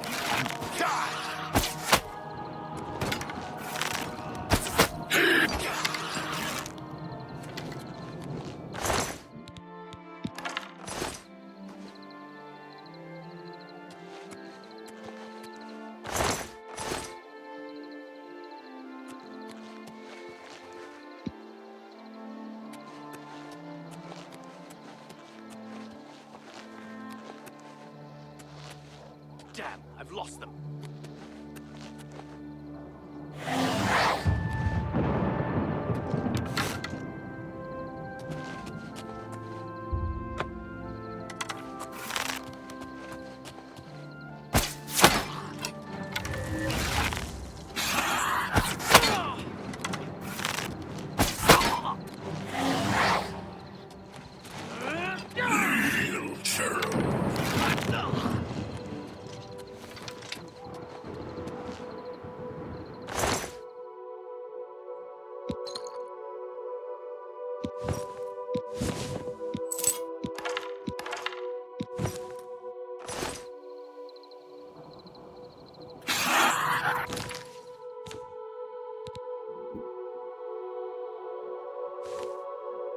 Boots of the Cutpurse.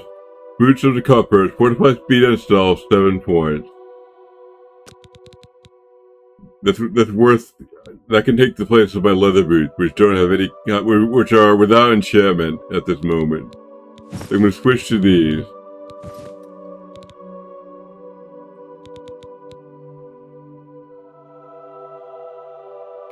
This thing is worth something, but it's too heavy, so I'm not going to carry it.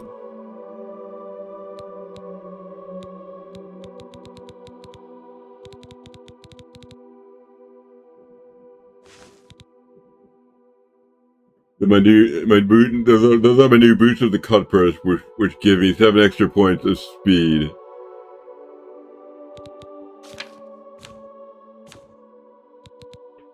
Now it's at 107. I think my willpower was somehow drained.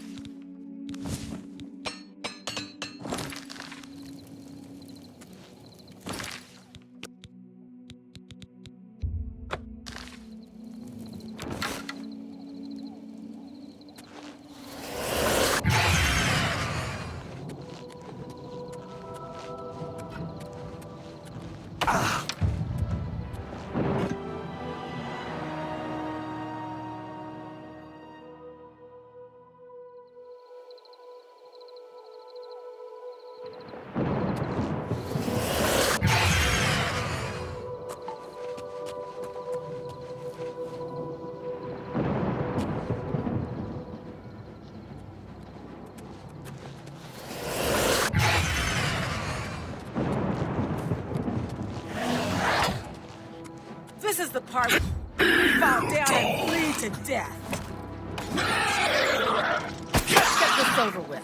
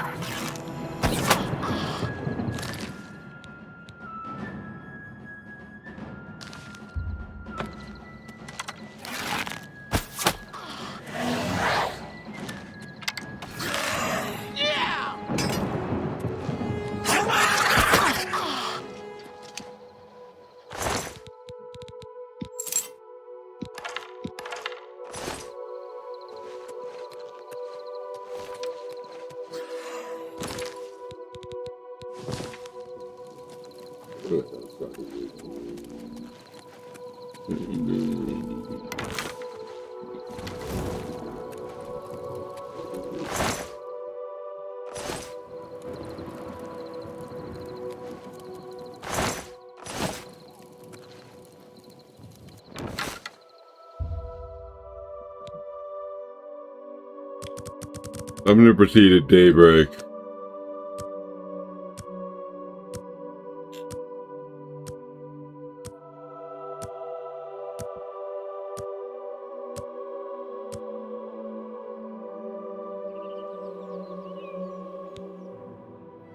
You've ascended to level 13.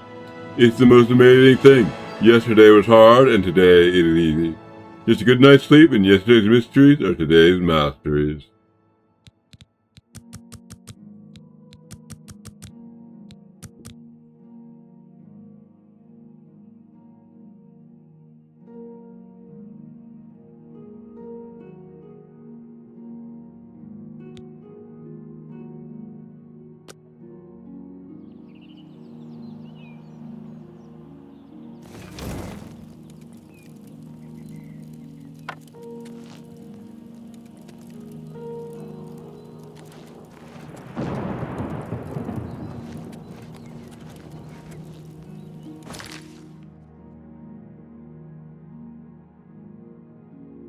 I'm gonna go back to civilization and try to buy more arrows in particular. I happen to be out of them. Then I'll resume with this circuit of camps.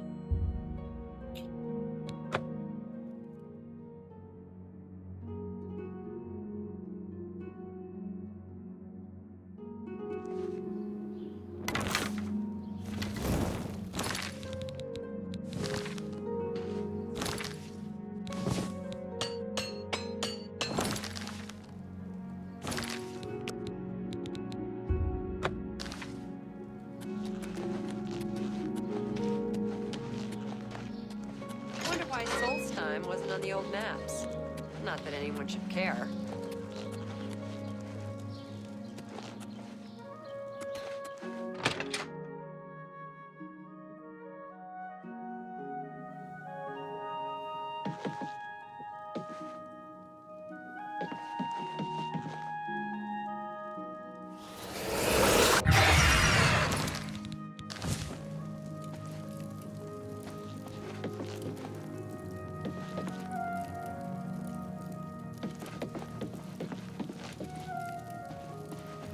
I hope I can help.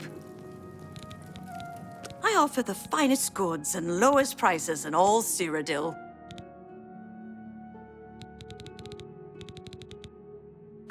Bye.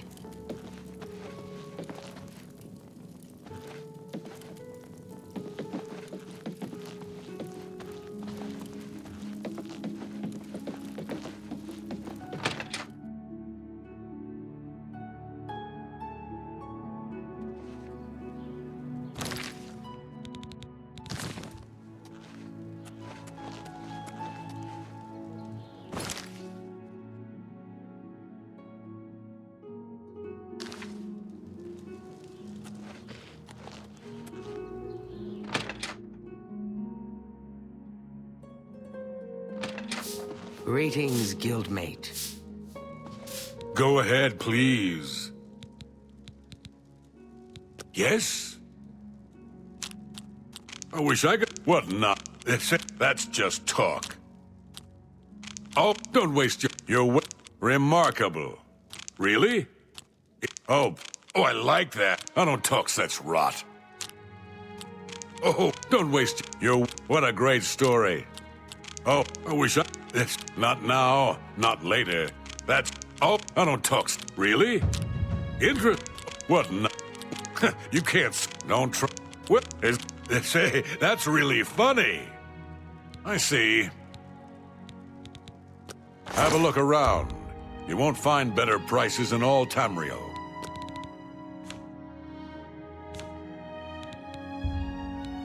No deal.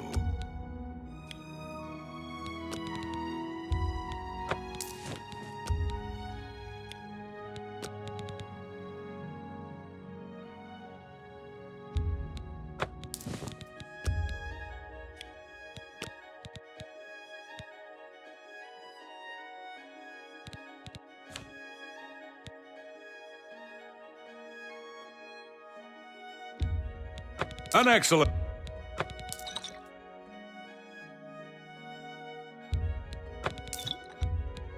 A good price. An excellent bargain.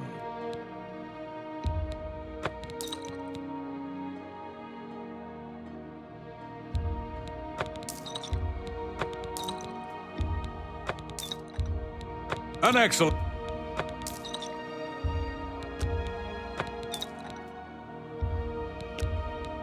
That's more than I'd usually pay.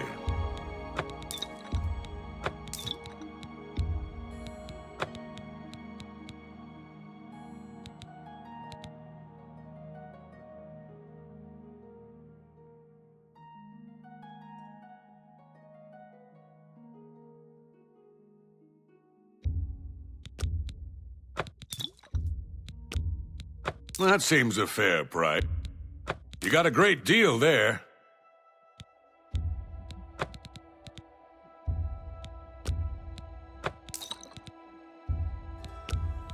You've made a good bit of... That seems a fair price. You got a great...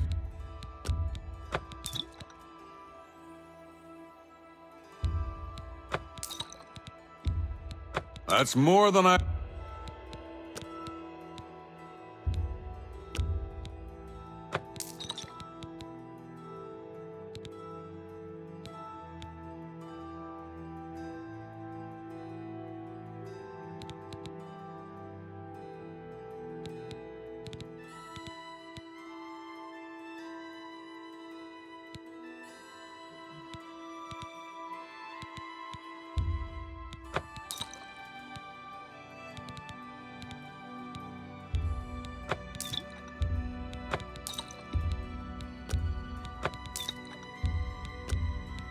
A good price. A good... That's a...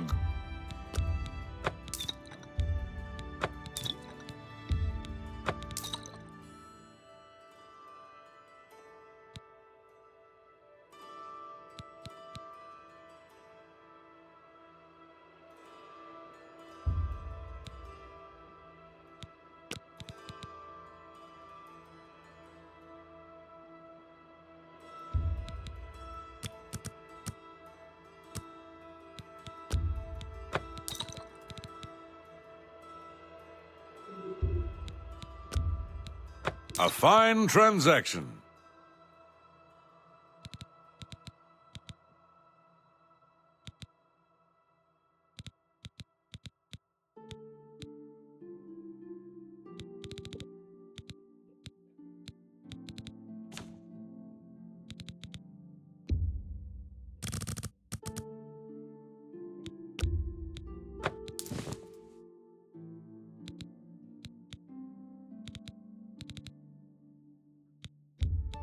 That's a good deal.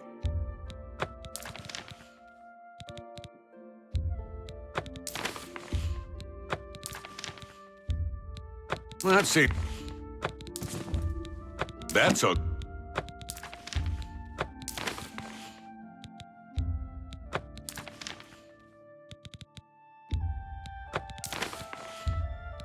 You've made a good bit of gold.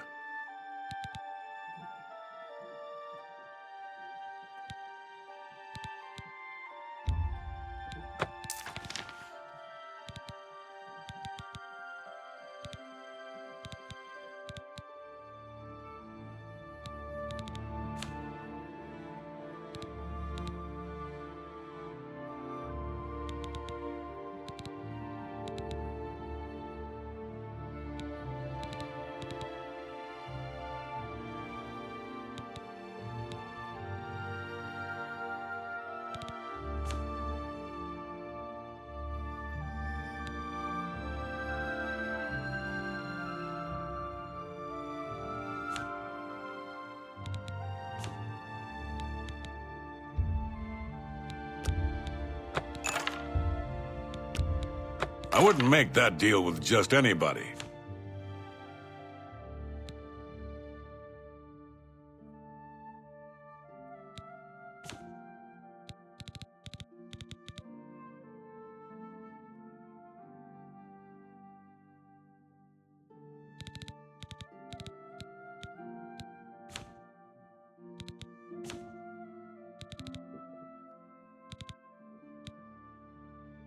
Tell your friends about me. Goodbye.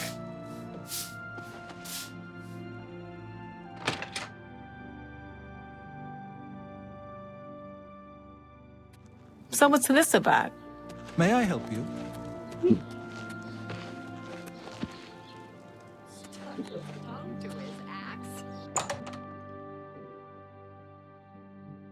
Strange.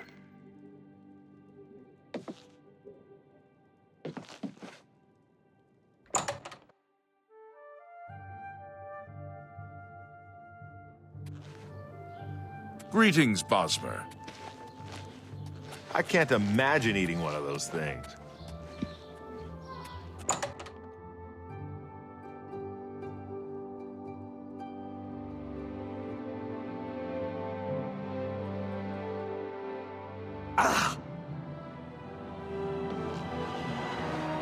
Yeah, definitely strange.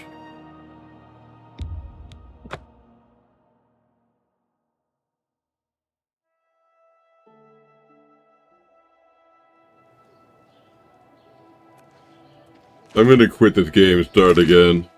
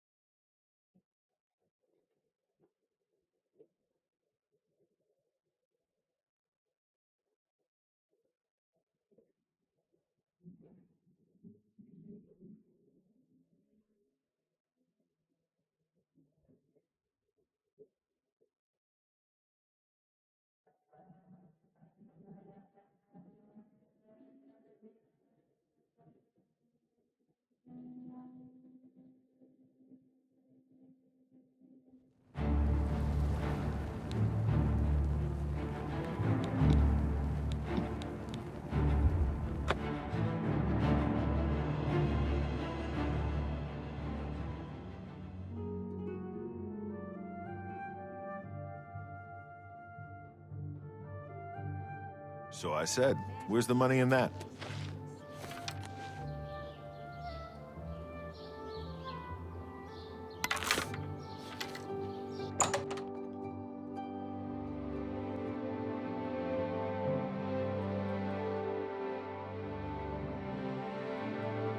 That was the strangest book I've ever read. Me? I'm Falanu. House Lalu. As if that matters here. Major cult. What makes you think I'd know anything about that? But it just so happens I've run into some sanguine worshippers up in the Imperial Reserve, a long way northwest of Skingrad. Can't give you any better directions, unfortunately. Traveled mostly at night with a guide and didn't see much on the way. Please, go on. Have a look at my wares. I'm sure there's something to suit you.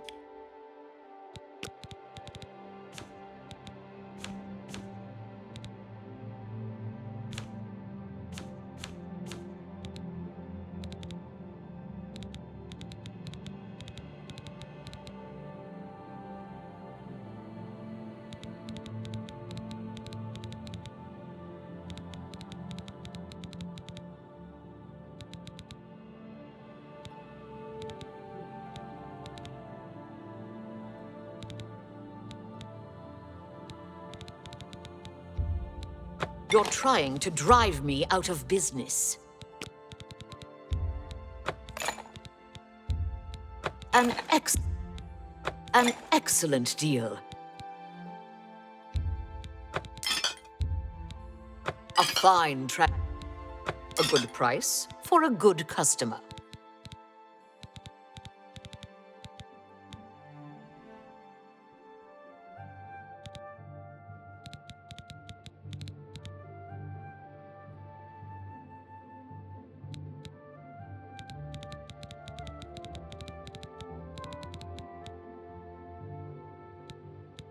I need to restore my willpower.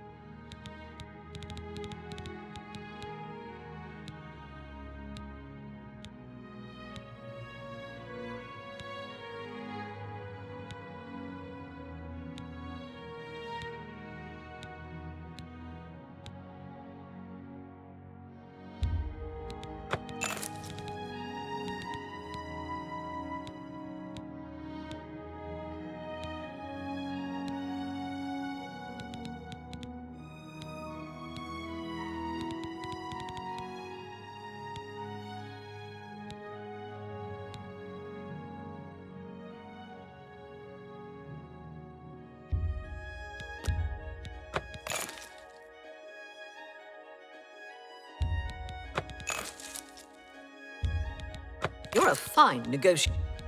A bargain at any price. I wouldn't make that deal with just anybody.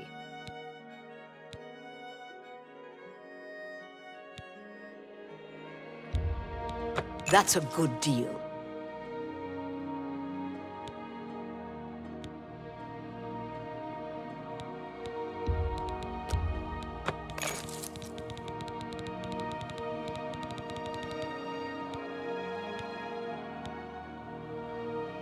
A pleasure to serve. You too. All I needed was that.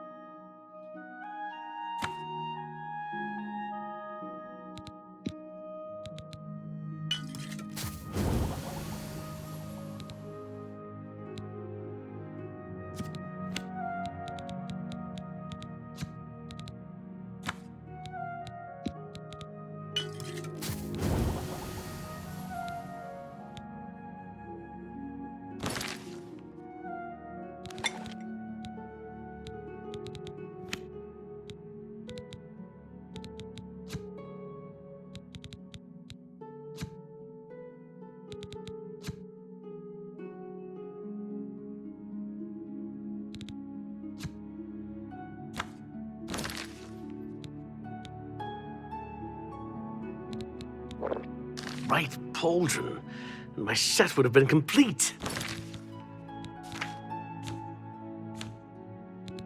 The willpower is restored. Some interesting new poisons.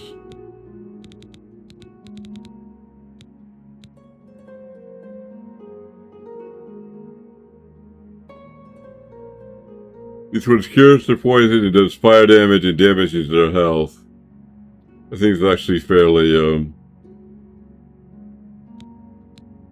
hard hitting. This one's even harder. 7 points of health damage over 9 seconds and 9 points of fire damage over 11 seconds. That's quite strong. It's you.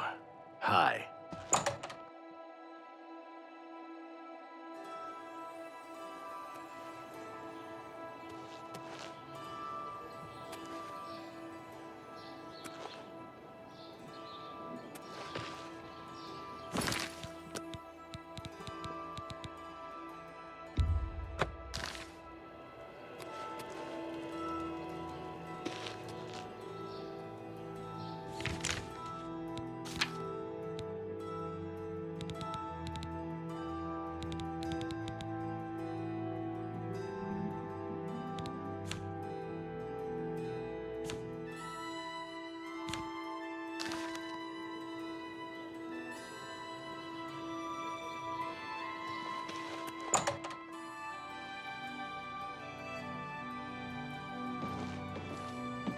Prey approaches. Hello, guildmate. It's my pleasure. Please, continue.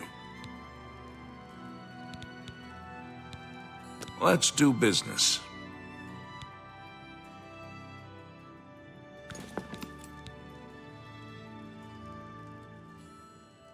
Farewell.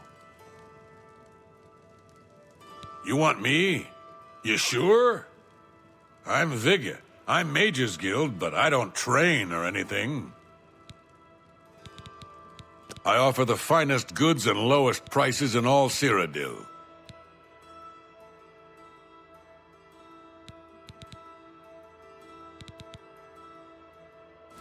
Take care.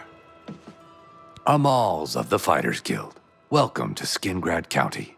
Come hunting goblins, have you? Good day.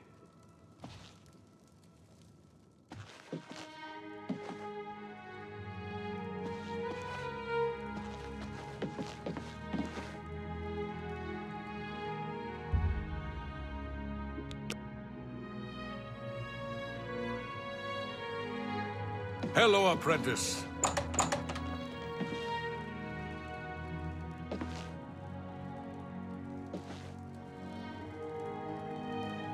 The proprietor of this place doesn't seem to come here.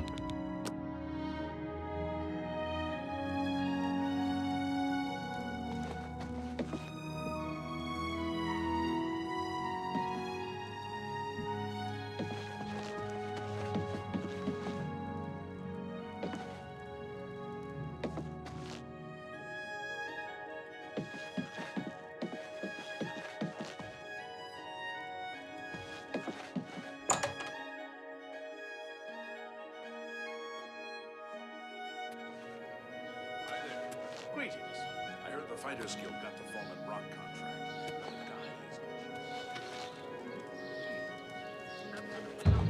What's the news from the other parts of Tamriel? They say syndicates of wizards have led a boycott of Imperial goods in the land of the Altmer. The Altmer have powerful wizards.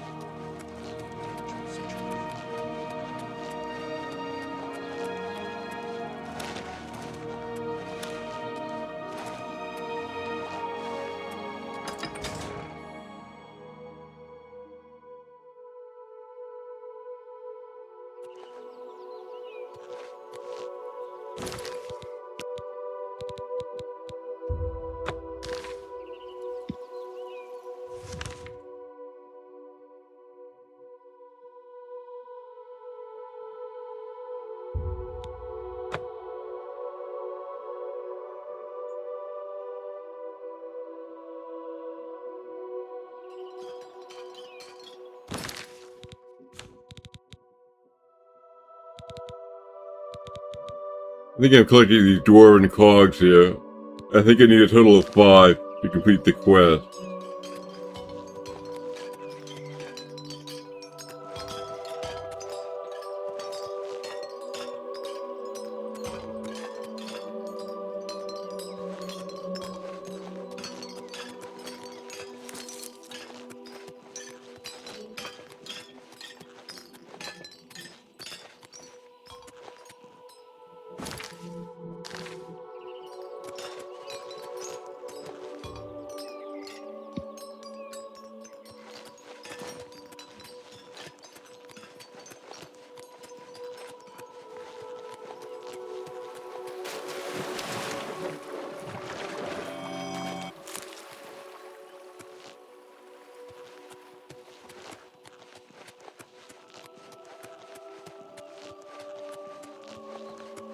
Well, look who we've got here.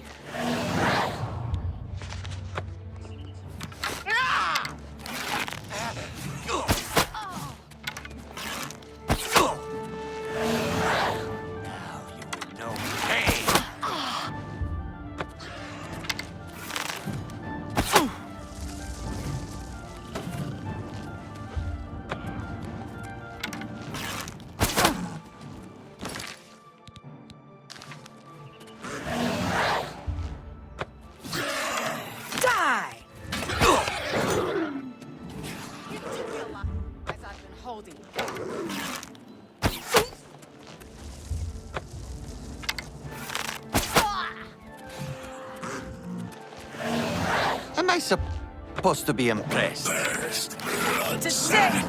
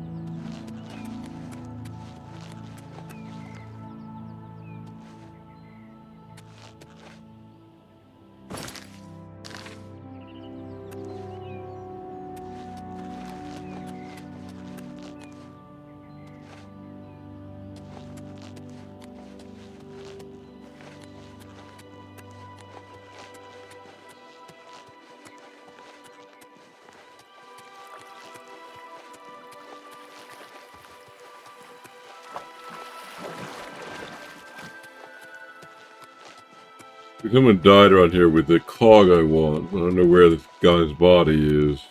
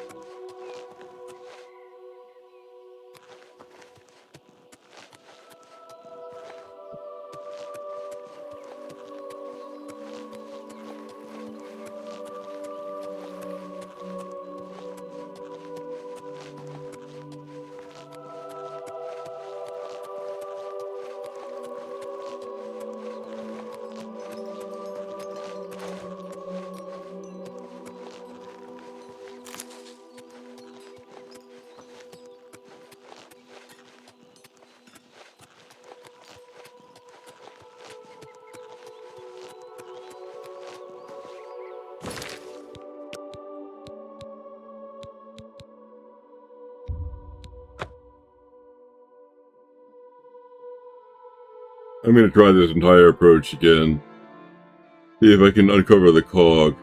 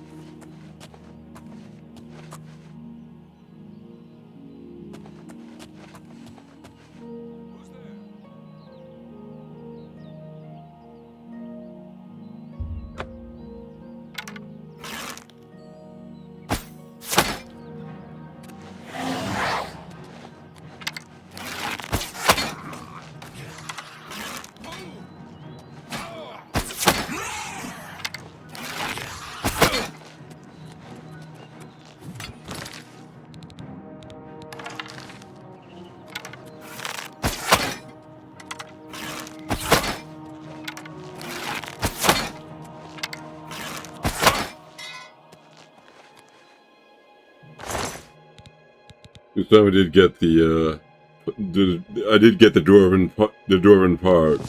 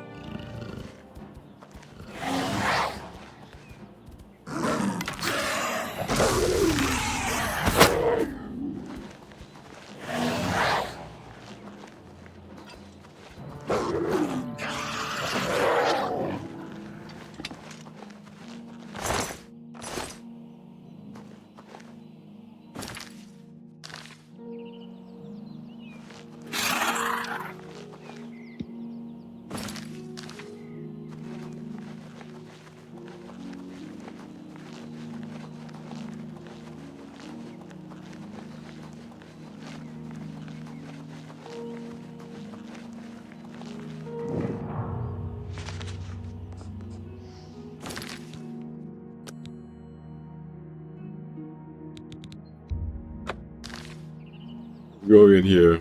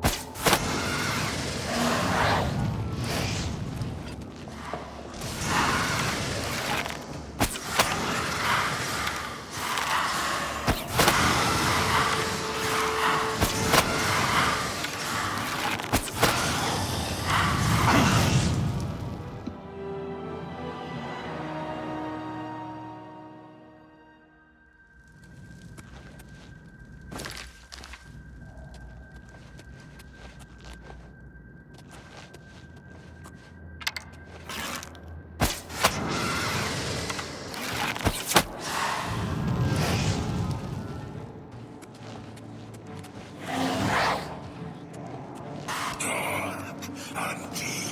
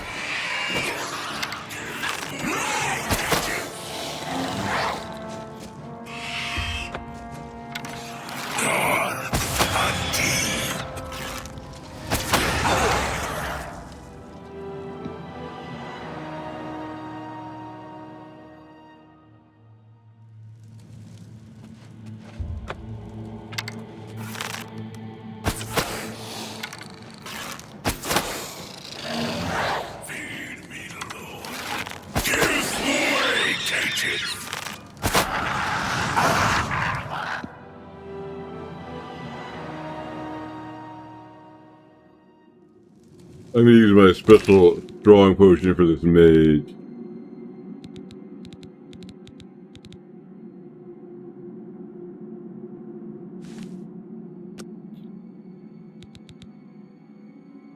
This one.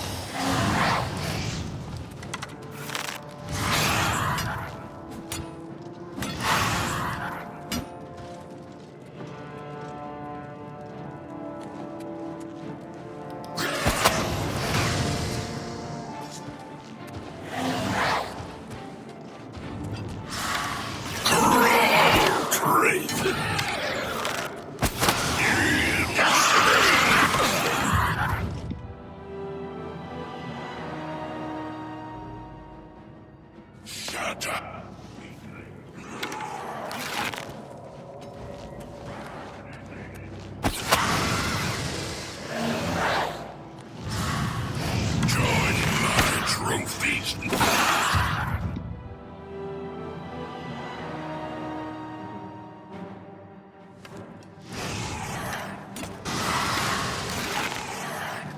Give way, can't you?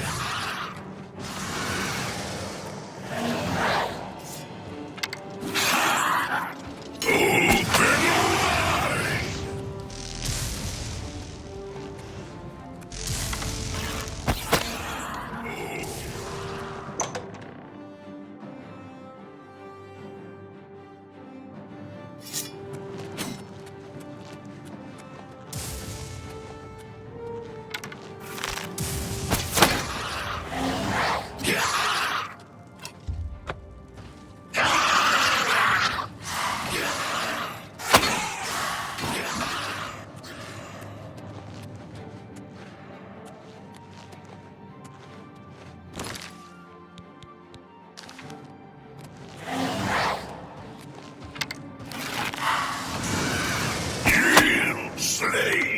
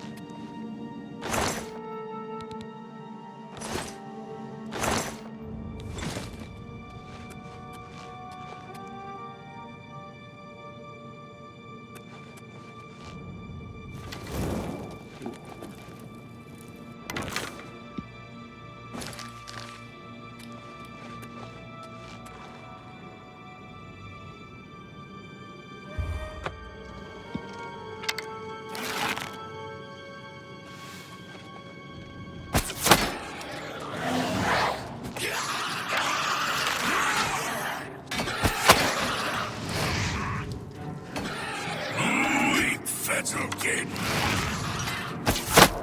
Break.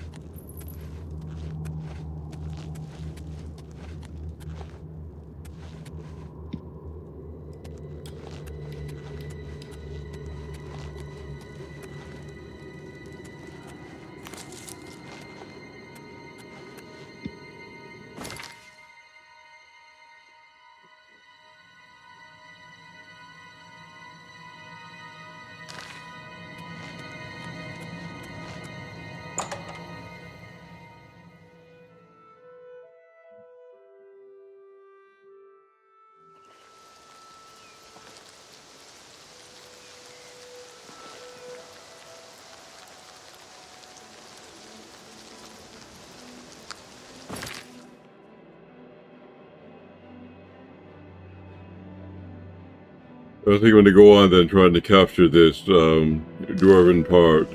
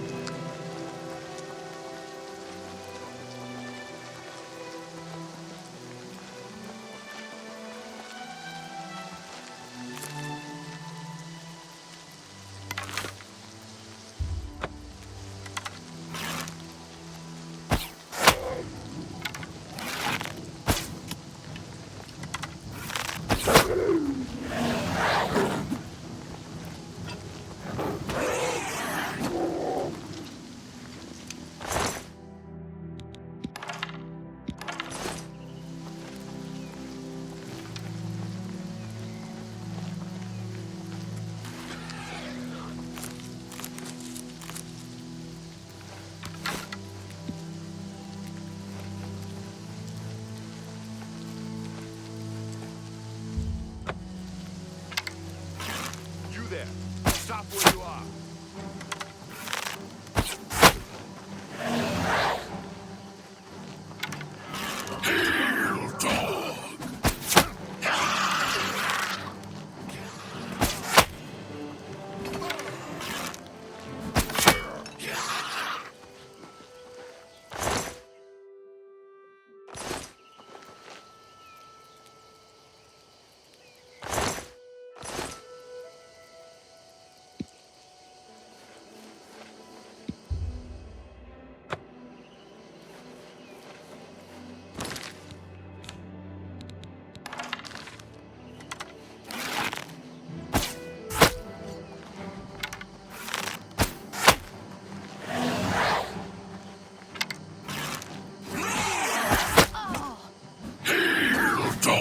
This is the part where you fall down and bleed to death. Show me what you've got.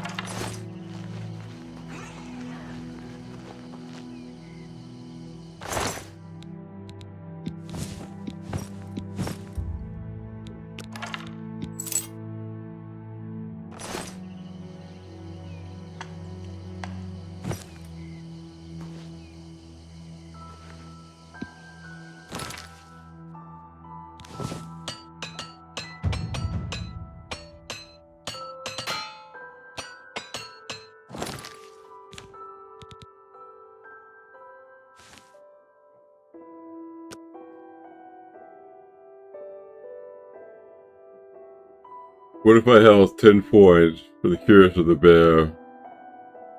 I think I prefer the Curious of the Chameleon.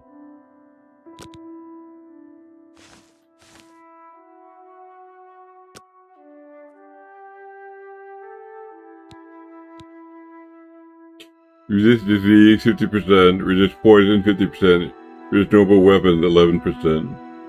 I think I'll take these. Degrees of resilient flesh.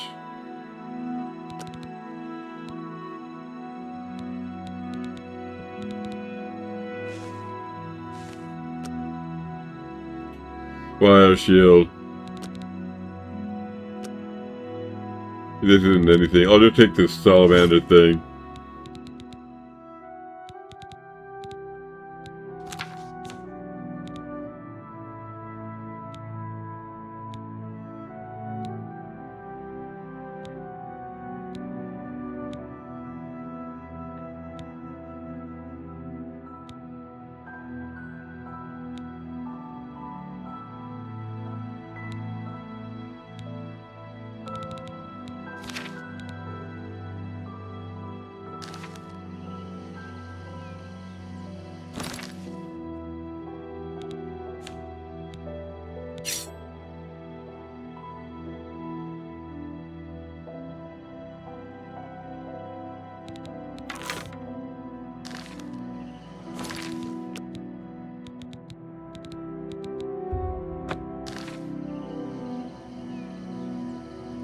There's one more. Let me go north to this last camp now.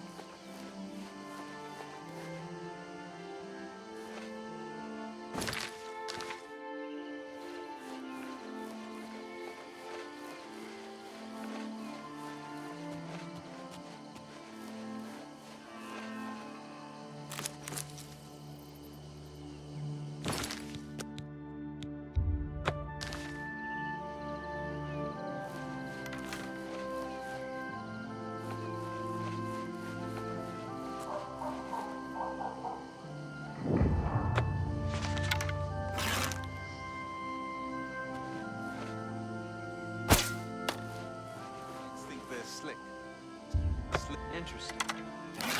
It's 3 sons. Dead. Right under the nose.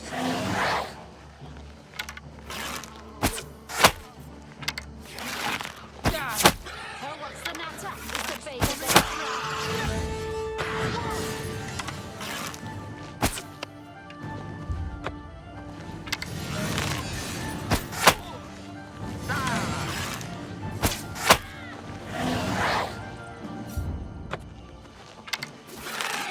You're pathetic.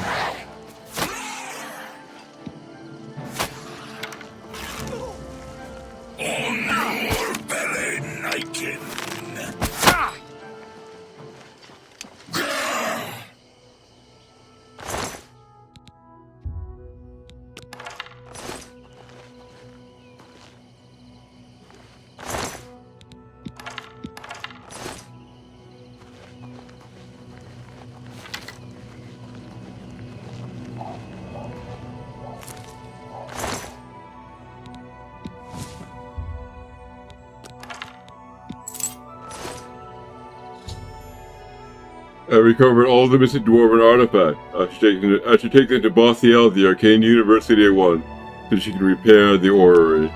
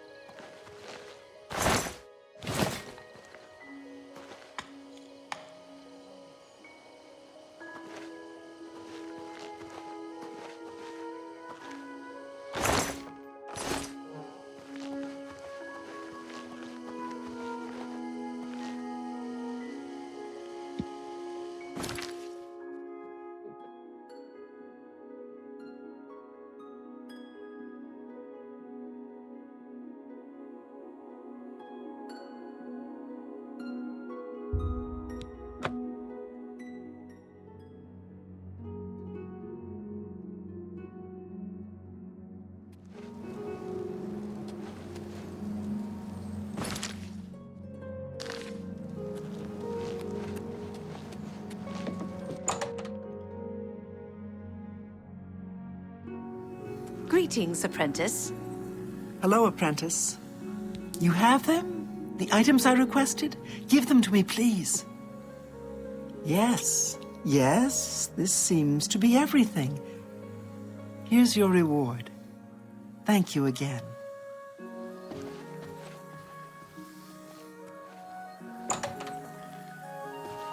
Greet, anything else I can help with? Please, visit me again anytime. I'm glad to help. Give Strasser my regards.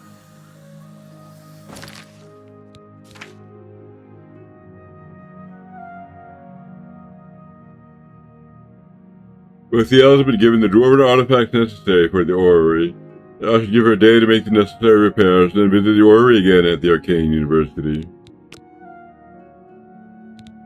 I'm in charge of the mage's staff now.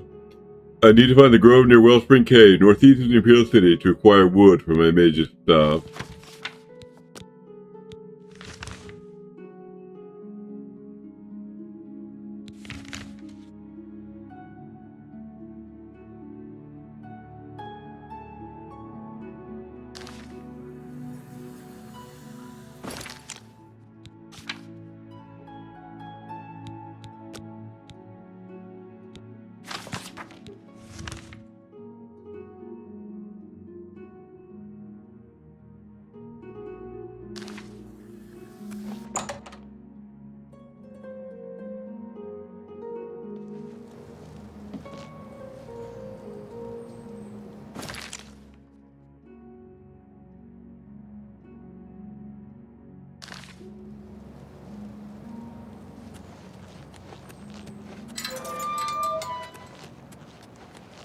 I'm gonna spend the night here. Then do some shopping in town. Do you remember that matter you asked me to look into? I have some new information. In short, what you proposed is possible. Well, it's not surprising, really. This is necromancy we're talking about.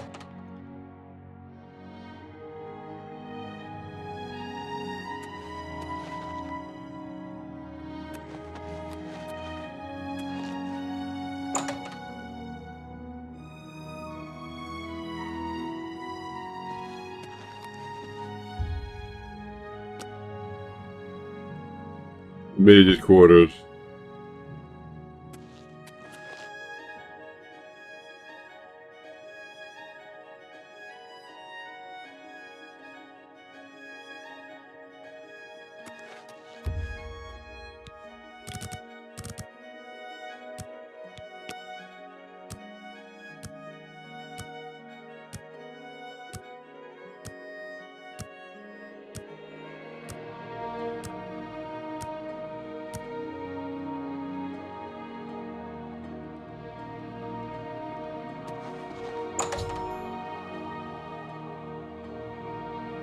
The orrery at the Arcane University should be functional once more.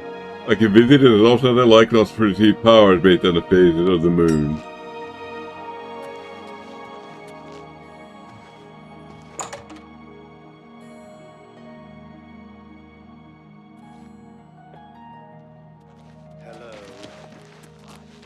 Pardon me, noble scholar, but could I speak with you a Excuse me, minute? fellow Magister. I'm listening. Is now a good time?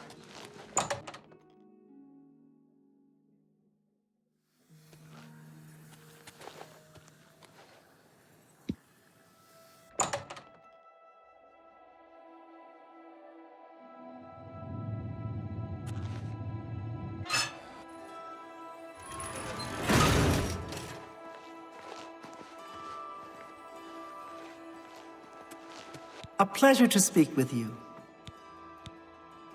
Imperial City. The orrery here is the only one in Cyrodiil. There's one more in Hammerfell, the old one at Stros Mackay. Rumors.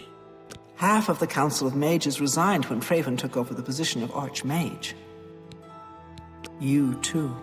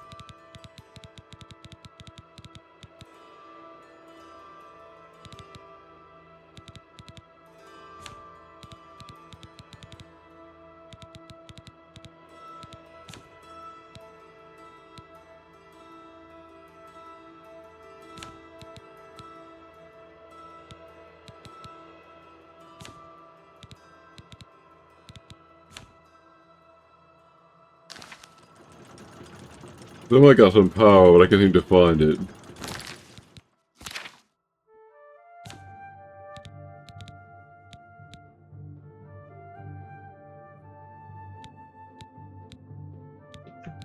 The Kunda's will raise me at 10 points of intelligence. It gives me 10 points of willpower.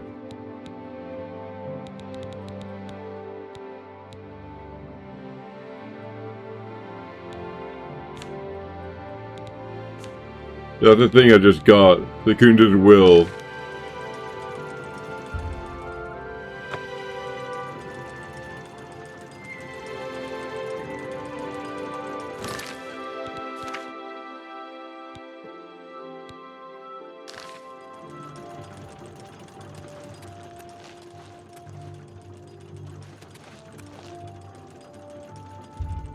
Guess I'm stuck with it.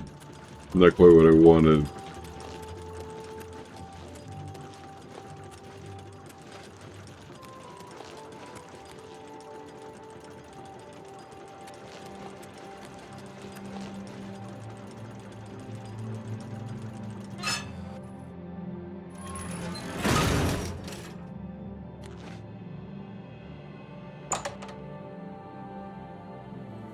Well met, guildmate.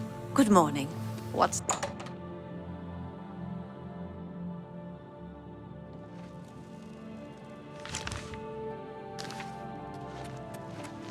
Speak.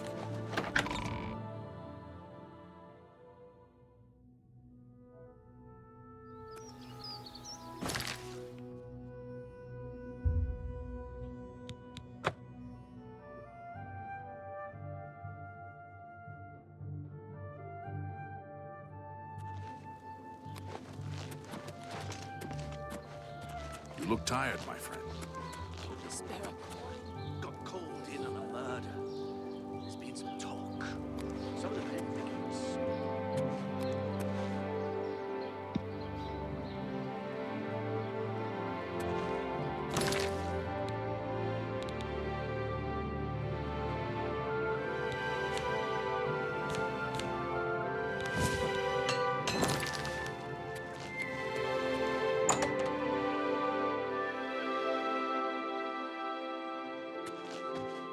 Welcome to A Fighting Chance.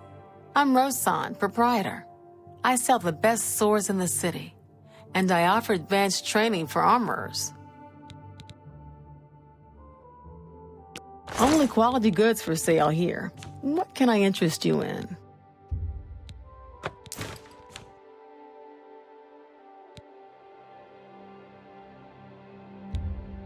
A good price. You've made a good bit of...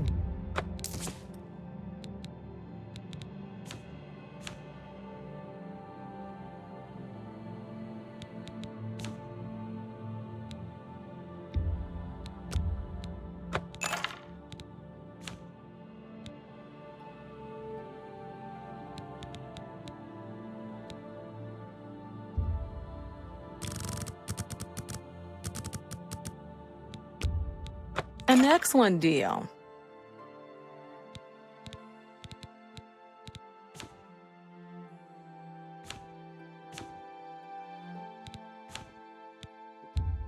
Pleasure doing business with you. Thank you for your patronage. Bye. I wonder if she heard me say that.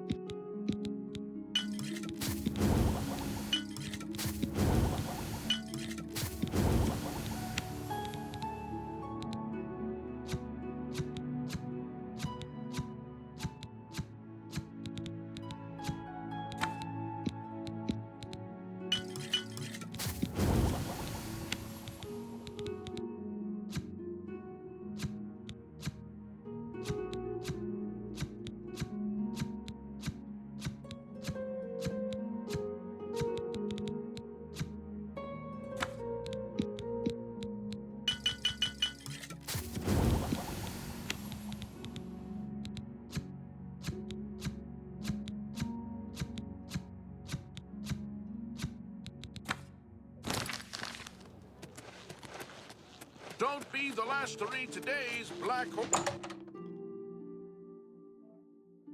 Do I drop the sweet roll or hand it over? If you have any questions, let's do business.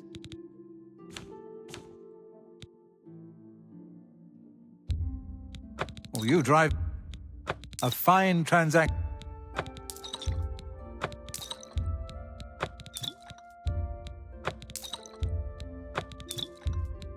That's you got a great deal there. That's a good deal.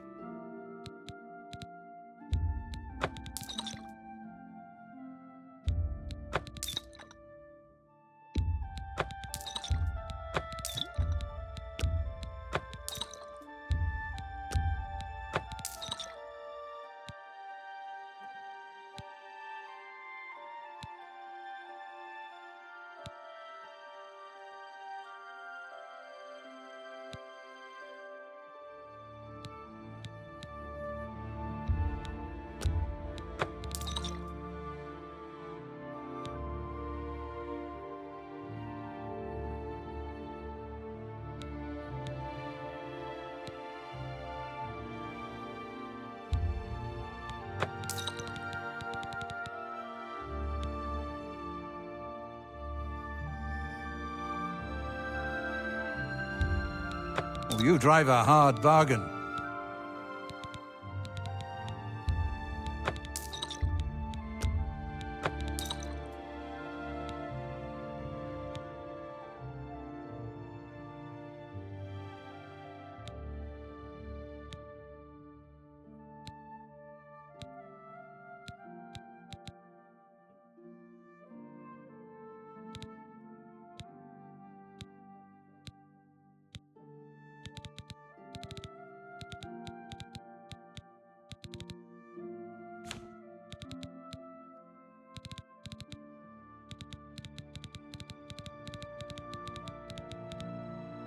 Thank you. Come with you too.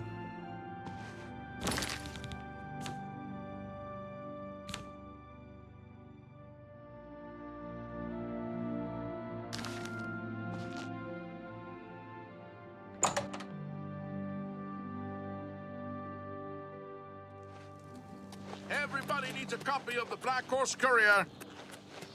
Don't be the last to read today's Black Horse Courier. What do you say, Dan? Seen any action? Got called in on a murder. Coin, and I...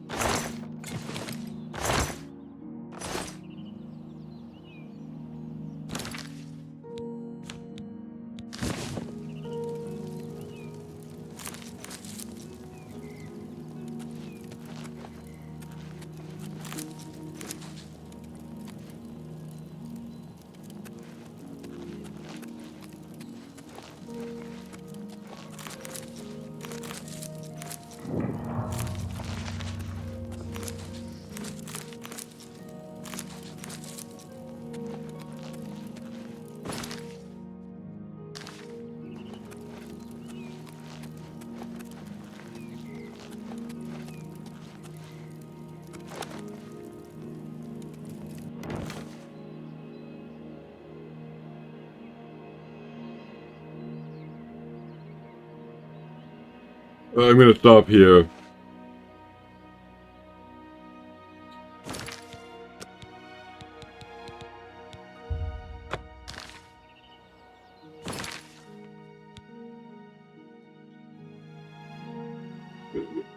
Before I quit, I'm going to read the rest of the series I started this morning, The Brief History of the Empire.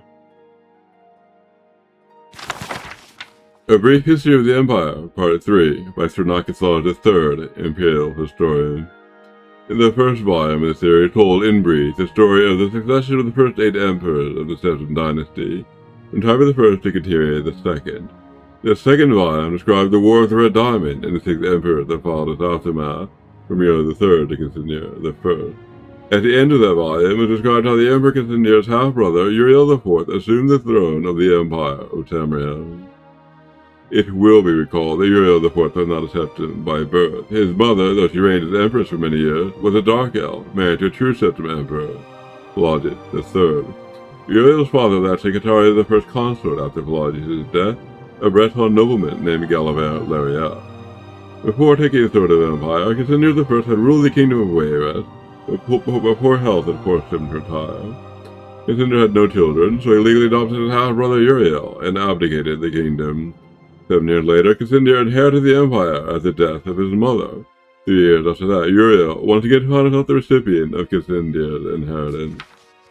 Uriel IV's reign was a long and difficult one, despite being a legally adopted member of the Septim family. And despite the Lariat family's high position, indeed, they were distant cousins of the Septims. Few of the elder Catholics could be persuaded to accept him fully as a blood descendant of Tiber. The council had assumed much responsibility during Atari, the first long reign and Constantia the first short one, and a strong-willed alien monarch like Uriel IV found it impossible to command their unswerving fealty. Time and again, the council and emperor were at odds, and time and again, the council won the battles. In the days of Pelagius II, the elder council had consisted of the wealthiest men and women in the empire, and the power they wielded was conclusive. The council's last victory over Uriel IV was posthumous. Andorak, Uriel IV's son, was disinherited by vote of council, and a cousin more closely related to the original Septim line was proclaimed Kefert II in the Third Era, 247. For the first 9 years of Kefert II's reign, those loyal to Andorak battled the imperial forces. In an act the sage Arantine called it Tiber Septim's heart, beating no more, the council granted Andorak the Hierarch kingdom of Shornhelm to end the war, and Andorak's descendants still rule there. By and large, Kefert II had foes that demanded more of his attention than Andorak. From out of Sumerian nightmare, in the words of Arantine, a man who called himself the Camoran usurper, led an army of Daedra and undead warriors on a rampage through Valenwood, conquering kingdom after kingdom. Few could resist his onslaught, and as the months turned to bloody months in the year Third Era 249, even fewer tried. Kefert II sent more and more mercenaries into Hammerfell to stop the usurper's northward march, where they were bribed or slaughtered and raised as undead. The story of the Cameron usurper deserves a book of its own. It is recommended that the reader find Palal illustrates The Fall of the Usurper for more detail. In short, however, the destruction of the forces of the usurper had little to do with the efforts of the emperor.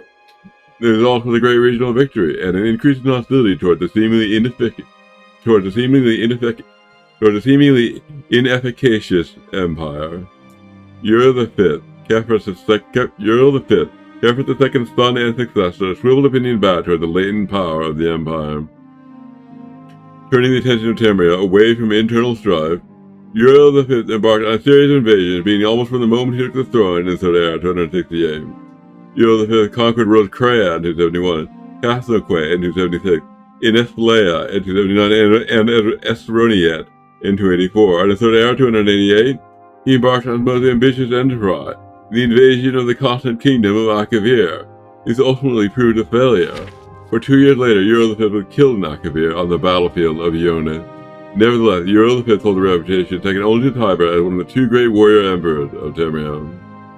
The last 4 emperors, beginning with Uriel V's infant son, are described in the 4th and final volume of this series. A Brief History of the Empire, Part 4, by Sir Nakasala III, Imperial Historian.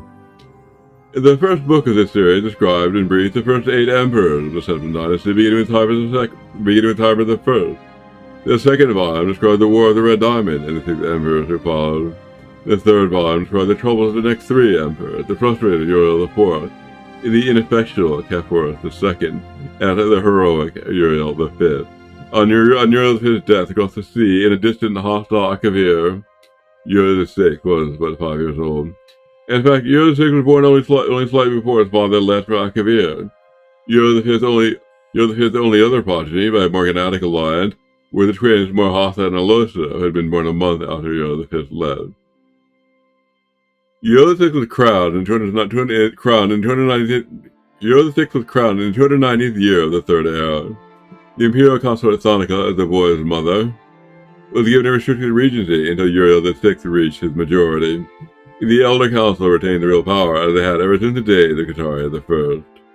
The Council so enjoyed its unlimited and unrestricted freedom to promulgate laws and to generate profit that Uriel VI was not given full license to rule until 307, when he was already 22 years old. He had been slowly assuming positions of responsibility for years, but both the Council and his mother enjoyed even her limited regency, were loath to hand over the reins. By the time he came to the throne, the mechanism of government gave him little power except for that of the imperial veto.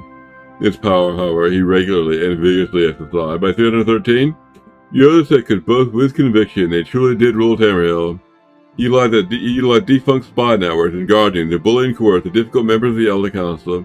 His half-sister, Morhatha, was, not surprisingly, his staunchest ally, especially after her marriage to Baron Ulfa Gerstad of Winterhold, brought her considerable wealth and influence. At the stage, Ugaridge said, Uriel V conquered Estrianet, Uriel VI conquered the Elder Council. When Uriel VI fell off a horse and could not be resuscitated by the finest imperial healers, a beloved sister, Morhatha, took up the imperial tiara. At 25 years of age, she had been described by a basically self-serving diplomat as the most beautiful creature in all of Tamriel. She was certainly well-learned, vivacious, athletic, and a well-practiced politician. She brought the Archmagister of Skyrim to the imperial city and created the second imperial battle mage to the days of Tiber Septim. Morhatha finished the job her brother had begun and made the imperial province a true government under the emperor and later the emperor. Outside the imperial province, however, the empire had been slowly disintegrating. Open revolutions and civil war had raged unchallenged in the days of her grandfather GeForce II. Carefully coordinating her counterattack, Morhatha slowly claimed back her rebellious vassals, always avoiding overextending herself. The Morhatha military campaigns were remarkably successful. Their deliberate pace also frustrated the council. One councilman, an Argonian, took the Colovian name of Thorcles Romus, furious at her refusal to send troops to the troubled Black Marsh. It is commonly believed to have hired the assassin who claimed her life in the Third Era 339. Romus was summarily tried and executed, though he protested his innocence to the last. Morhatha had no surviving children, and Alois had died of a fever 4 years before. Alois' 25-year-old son Pelagius was thus crowned Pelagius IV. Pelagius IV continued Zan's work, slowly bringing back under his wing the radical and refractory kingdoms, duchies, and baronies of the empire. He exercised Morhatha's poise and circumspect pace in his endeavors, but alas, he did not attain her success. The kingdom has been free of constraint for so long that even a benign imperial president was considered odious. Nevertheless, when Pelagius died after a notably stable and prosperous 29-year reign, Tamriel was closer to unity than it had been since the days of Uriel I. Our current emperor, His Awesome and Terrible Majesty, Uriel VII, son of Pelagius IV, has the diligence of his great aunt Morhatha, the political skill of his great uncle Uriel VI, and the military prowess of his great granduncle Uriel V. For 21 years he reigned and brought justice and order to Tamriel. In the Third Era 389, however, his imperial battlemate, Jagar Tharn, betrayed him. Uriel VII was imprisoned in the dimension of Tharn's creation, and Tharn used the sorcery of illusion to assume the emperor's aspect.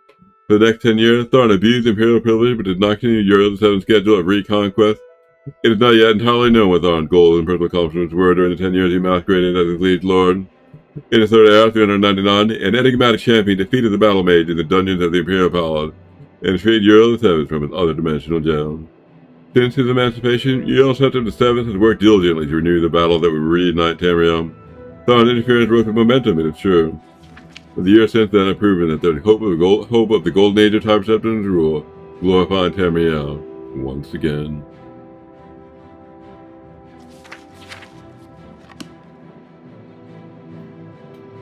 Alright, I'm David from Larkin. I'm wrapping up my game of The Elder Scrolls 4 Oblivion Remastered. Echoes of Oblivion today. This video up here at 6, and tomorrow's video again at 6. That's all for now.